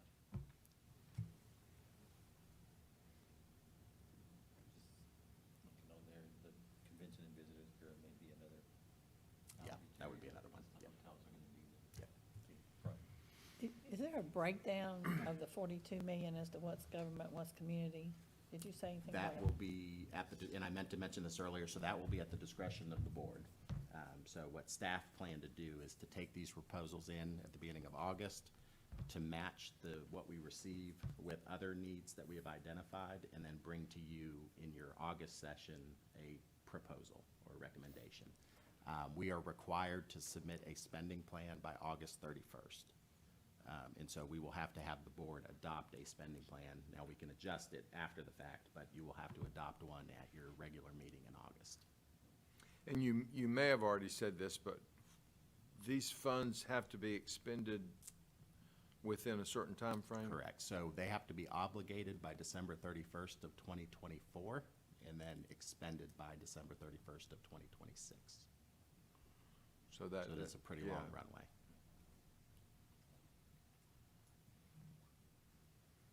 Any other questions for Rodney?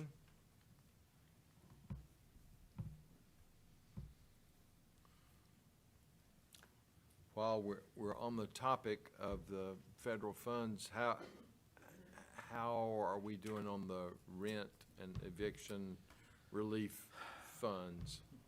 So it is still a challenge. I was talking to Laura actually before this meeting. They have had numerous staffing challenges in getting that program up and running. They are now above the original capacity, so they have more bodies in than we initially expected, and so they are trying to work through that backlog, especially as some of these deadlines around evictions come closer and closer.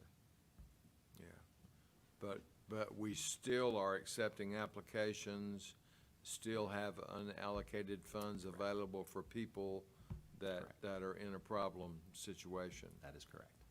So we have a total of close to $15 million. I think to date, we've had about $5.5 million requested from those in need. But we continue to work those as quickly as we can through our human services. And then we're also exploring outside partnerships for entities that can help us administer the program with their resources. So that will hopefully help us get the backlog addressed. As I've mentioned before, I just feel like there are people out there in bad situations that are not aware and I know that the county's put forth a great deal of effort to try to make sure that everyone is aware. So I think we can't mention it too much. Yeah. One of our partners is the Cooperative Christian Ministry. In fact, that's who we're working closely with. So they know better than most where those individuals are at and the ones, because most likely they're the ones that are going to receive those inquiries first. So we're working with them. In fact, they're actually going to administer some of the program for us. So great. To those individuals. Okay, any other questions? Just a quick question. When do we have to utilize those funds? Because we said we've got 15 million. The Emergency Rental Assistance Fund, so there's a couple of different pots. So the first, and I don't have it in front of me, is I believe 2024, and then we have some that go through 2026. So it just depends on the timing of the award for that. So none of them are by the end of 21 or 22, so that gives us Yes, we have sufficient time. a little more flexibility. Correct. And a portion of those funds are held by the state, and we can only gain access to those if we use the resources we currently have. Right. And we haven't got to that point yet. Okay, very good. Thank you, sir. I feel like we'll have a big response on this request for proposals. Okay, we move now to item 4.3, Frank Lisk Barn Rebuild Project Update, and Kyle is going to be back with us for that one.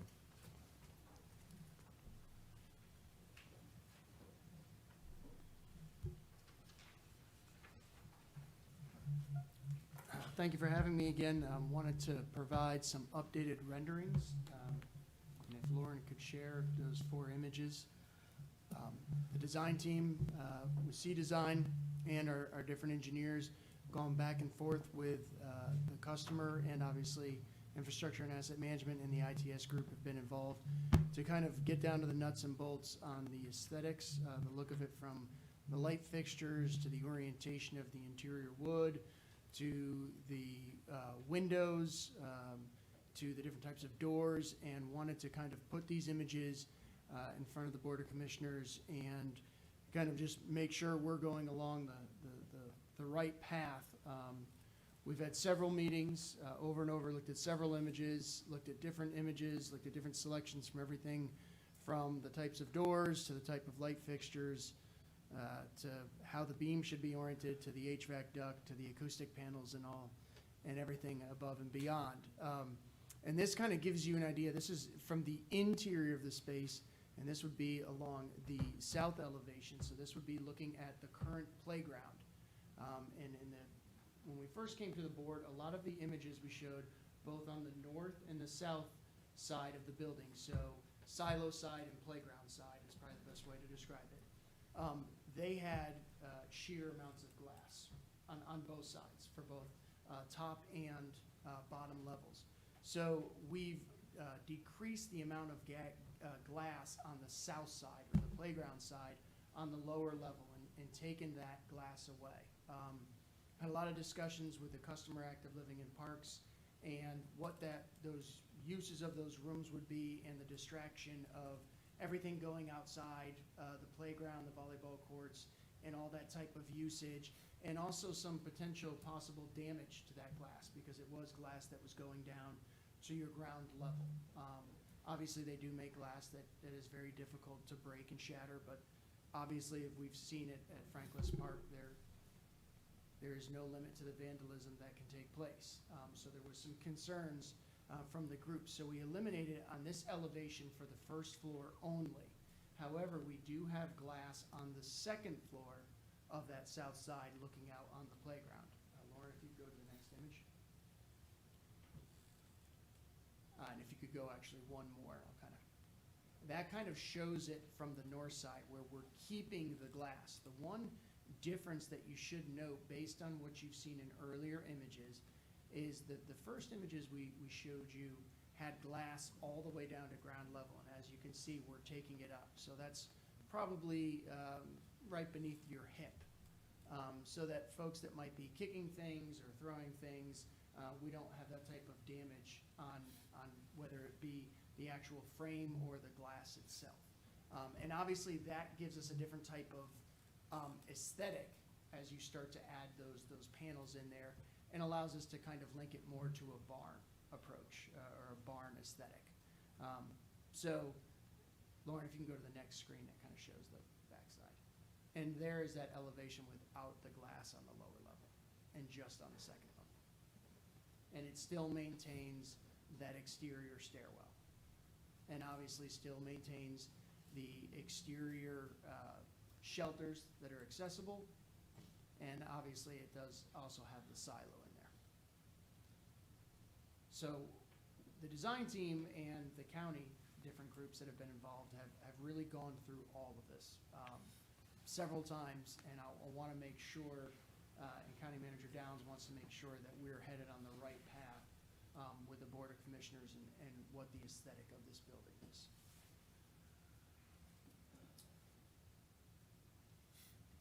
And I'll just open it up for any comments. You can ask me about the exterior materials.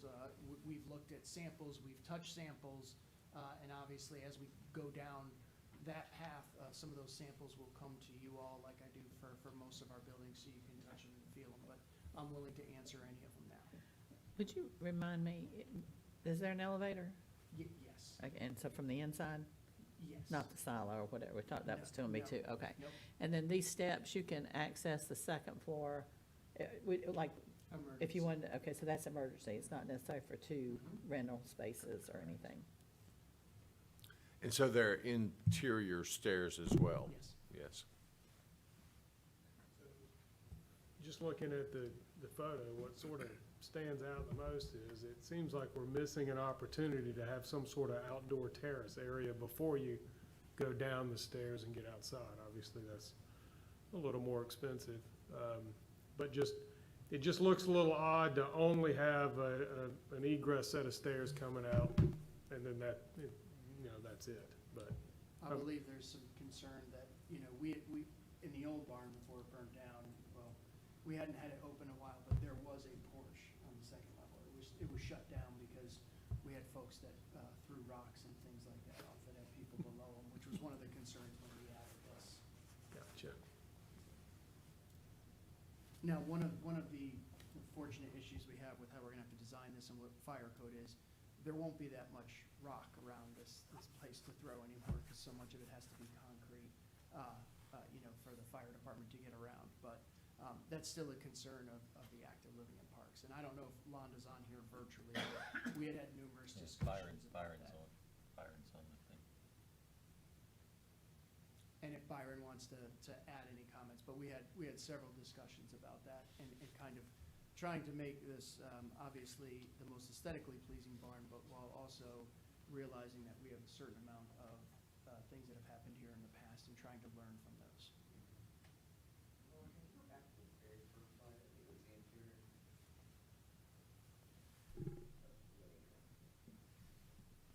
That's first floor there. Correct. And there's two different lighting formats. The customer wanted to see more of kind of a boxed-in, kind of lay-in ceiling light it'll be recessed off, but not with a gap on the first floor. And on the second floor, there'll be more of kind of a hang down, a little bit more, I think people call it rustic. I think it's somewhat industrial, but, so it'll be a two different type of looks in that.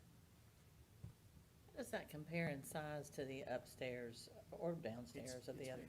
bigger. Bigger, okay. Yep.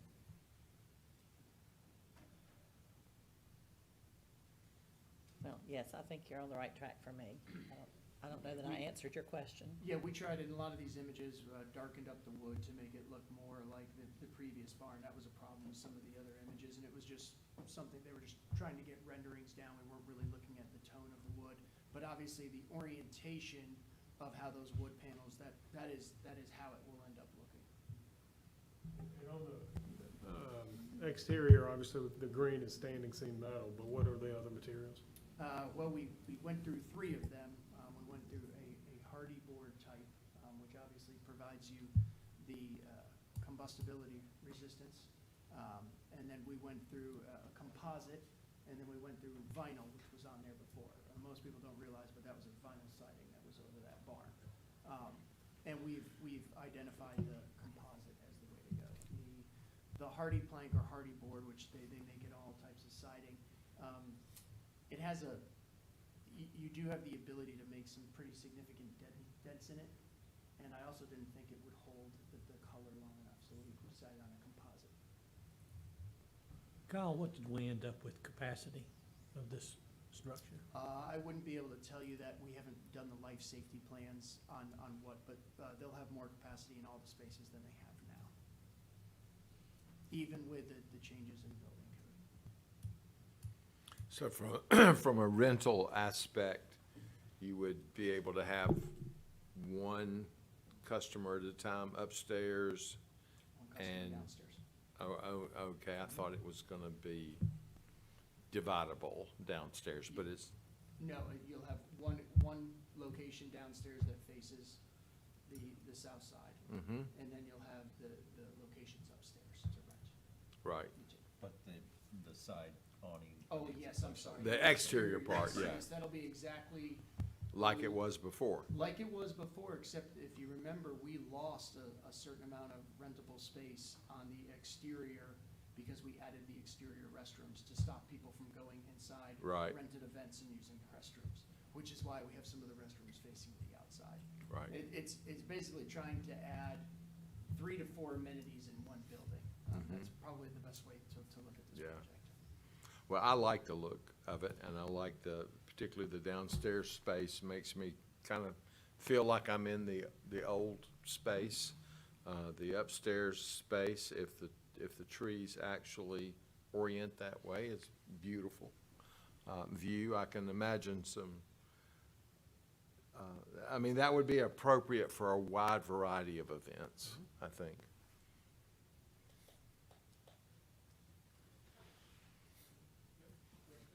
Okay, well, our next step is infrastructure and asset management staff and ITS staff will meet with the design team to go through kind of the MEP systems and the nuts and bolts and make sure that everything we've asked for in terms of whether it be cameras or audio visual or wireless and all the mechanical systems and locking functions and everything, we'll make sure that we go through all that and it's exactly the way it needs to be for the customer, and then we'll start to be able to phase out through our DD and our CD plans, and we'll be back up in front of Did you say NEP? MEP, mechanical, electrical, and plumbing systems. Gotcha. The stuff that really just needs to work, but only a few of us really care about how it goes in there. But it does have an important role in how the customer uses the space. Very good. Thank you, sir. Thank you. Okay, we move now to item 4.4, our innovation report. And we are happy to have Debbie Brannon and crew, and I think, now I started to say Debbie's virtual, I see her up there, but she's in person. I am here, the main event here.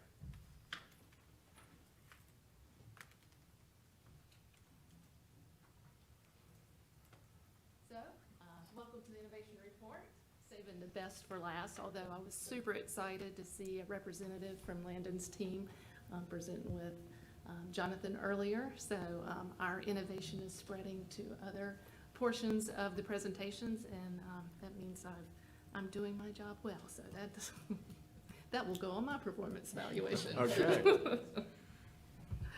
I know you've all been waiting to find out what the Employee Digital Book Club book is going to be this month. We're going to read Never Stop Learning, or listen to it, on Hoopla. Stay Relevant, Reinvent Yourself, and Thrive by Bradley Stotts. Learning's always been important, and the returns on lifetime learning now are greater than ever. With the internet and technology, things are just coming at us fast and furious. So we have to keep learning and reinventing ourselves. In this book, Stotts, who is a professor at the University of North Carolina Business School, he outlines a framework to help us become more effective and lifelong learners. So this book's going to help us focus on helping employees develop new skills and continue to thrive in the workplace. That will continue our continuous improvement and provides us increased value for our citizens. Debbie, if we want to participate, can you tell us, how do we participate if we want to read along or participate? Hoopla through the Cabarrus County Library. If you have a library card, you can sign up to Hoopla, and I can send you the link, and we have some information on there. So you just listen along, and you can join our Microsoft Teams, and I can send you that link as well, so you can join that. And I usually throw a little discussion out there. I think we have more people that listen but don't participate in the discussion, but it's been a learning experience for me, so I get to do some professional development every month when I listen to the book. And, we find people talking about it, water cooler talk or. Right. Well, thank you. So tonight's innovation report is going to be given by Landon. It's the Human Services Vehicle Reservation app. And as always, we'll continue to link our reports to our strategic initiatives. And tonight, the Vehicle Reservation app, as you see it, you'll see it's about being transparent and accountable government. And it also supports the Health and Safety Initiative. Specifically from a transparent and accountable government, Goal 2, you'll see how we're performing analysis and forecasting and reporting to ensure effective stewardship of funds and longevity of current and future county assets.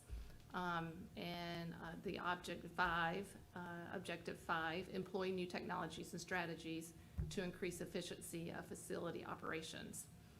Goal 4, develop creative technology solutions to support county services, and that's what Landon's team's all about. He'll show you how we're facilitating data-driven decision-making by employing dashboards and some targeted measurements. And then the healthy and safe community, the Goal 4, to promote and engage quality of life initiatives to foster a healthy and safe community. Collaborate with community members to assess and evaluate mental and physical wellness. Landon will show you how most of these uses of this vehicle reservation app is our child welfare division. So So they are going out into the community and providing those services. And I'll hand it over to Landon.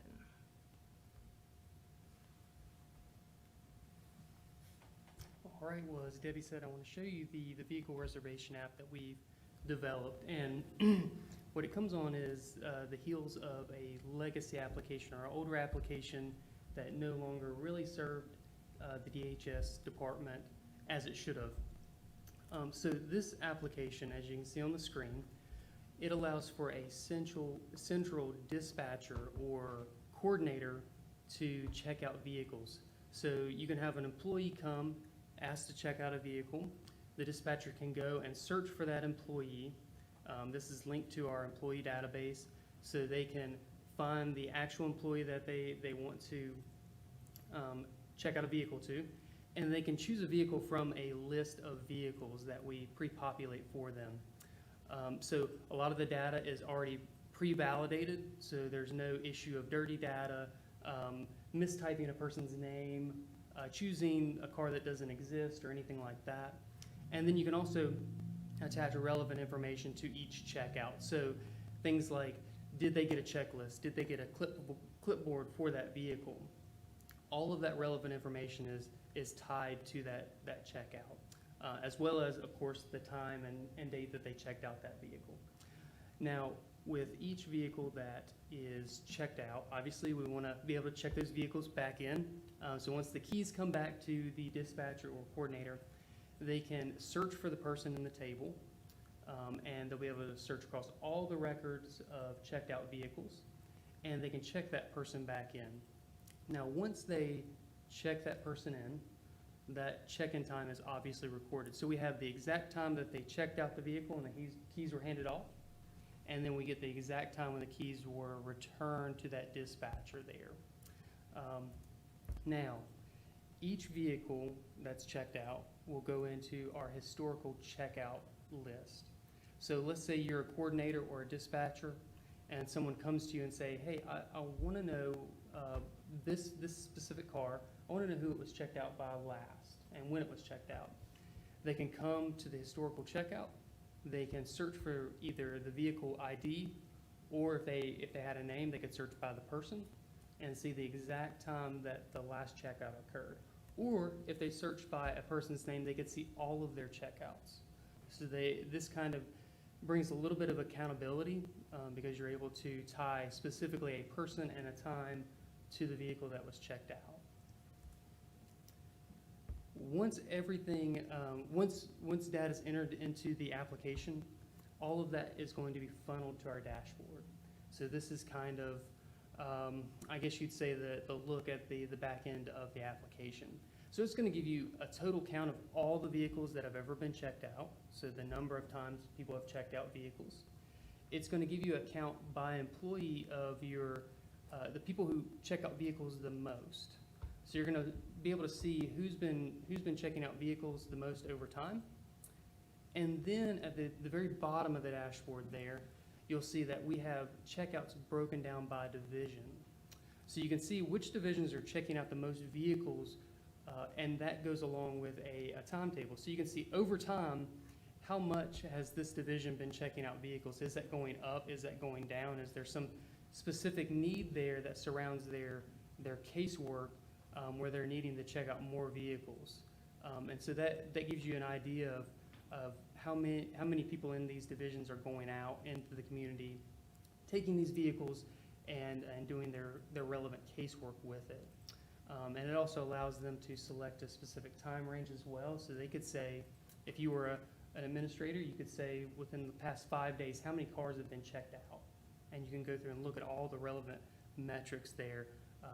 Total cars checked out in the last 5 days, the employees that are checking out the most cars within that 5-day period, and then also your divisions as well.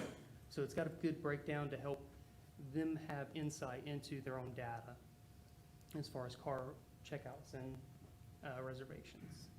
It also helps rotate the fleet as well. It does. Even in the application, if you were to check out a vehicle and then you check it back in, that vehicle goes to the bottom of the list. So if you're a dispatcher or coordinator, you're going to choose most likely the ones at the top of the list, and those are gonna be the ones that haven't had a checkout recently. So it makes sure, it helps us to ensure that we're not pinging the same vehicle each time, and that there's no rotation of vehicles there. So make sure nothing gets overused. Kyle gave us a thumbs up on that. So that is all that I had. Is there any questions that I can answer? Well, I know that you like to maintain a little bit of the wizard behind the curtain mentality, because the things that you do are amazing to me, but on applications like this, how much of, I mean, are there some stock pieces of that? I mean, it seems like there would be people all over would have this similar issue. A custom application built from 0 lines of code to what you see now. So it's completely custom. The only piece that we're using a third-party software is for the reporting. So we just form up the reporting, the numbers, and we push it to Power BI, which is our reporting tool that we utilize. And you've seen dashboards from Power BI before, so that's something that we continue to use for our dashboards. Impressive. Thank you. This allows, from a supervisor, the supervisors know who's checking out cars, what condition are they when they come back, are they clean, how many miles are they putting on them. We get calls sometimes from the public that say, hey, vehicle number such and such was at the 7-Eleven and he was drinking a beer. Well, we can go back into the system such, or car number such and such wasn't even checked out that day. So we can verify or prove one way or the other what those concerns are. Sometimes it's just somebody mad at one of our employees, they'll do that. But then sometimes then some employees are out there and they're not doing what they're supposed to do. We counsel them, based on that. So just another example of Debbie and her staff in IT, but also reaching out into the departments and making it difficult to what those departments do, and helping us track and improve services. So it's good stuff. These guys, like Landon, are great. They make things happen. Thank you very much. Thank you. Thank you. Okay, we move now to the approval of the regular meeting. I think that includes the public hearings that we discussed tonight. Does anybody have any? I think item number 9, we decided to move to new business. F9, yeah. Correct. I'm not sure why I'm getting so much feedback on my microphone. I won't turn it on.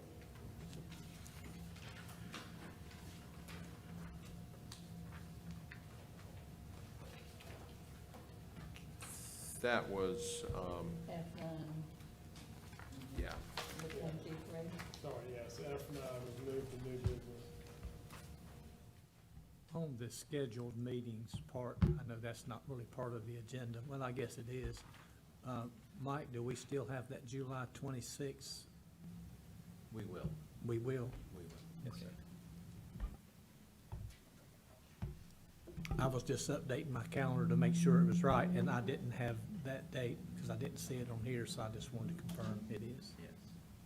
Yeah, we'll talk a little bit about that later. So. Okay, we've made one adjustment. Any others? To approve the agenda with the one adjustment of F9 to new business. Okay, we have a motion and a second. Is there any more discussion? Okay, all in favor, please say aye. All opposed, no. That motion passes. We do have need of a closed session tonight. So at this time, I would entertain a motion to go into closed session EDC as well, or to discuss matters related to pending litigation, economic development, and personnel, as authorized by North Carolina General Statute 143-318-11A, 3, and 6. Okay, we have a motion and a second. Any discussion? All in favor, please say aye. All opposed, no. We are now in closed session. I will mention to those folks watching on television tonight, following this meeting, we will be premiering the latest episode of Out and About, which talks about all the process behind our budget. It was my pleasure to do that episode along with Rosh and Yesenia, and so we encourage everybody to watch that. It will be replayed later on. It will also be available on demand on our webpage. So we thank everyone for joining us, and we will see you back in 2 weeks.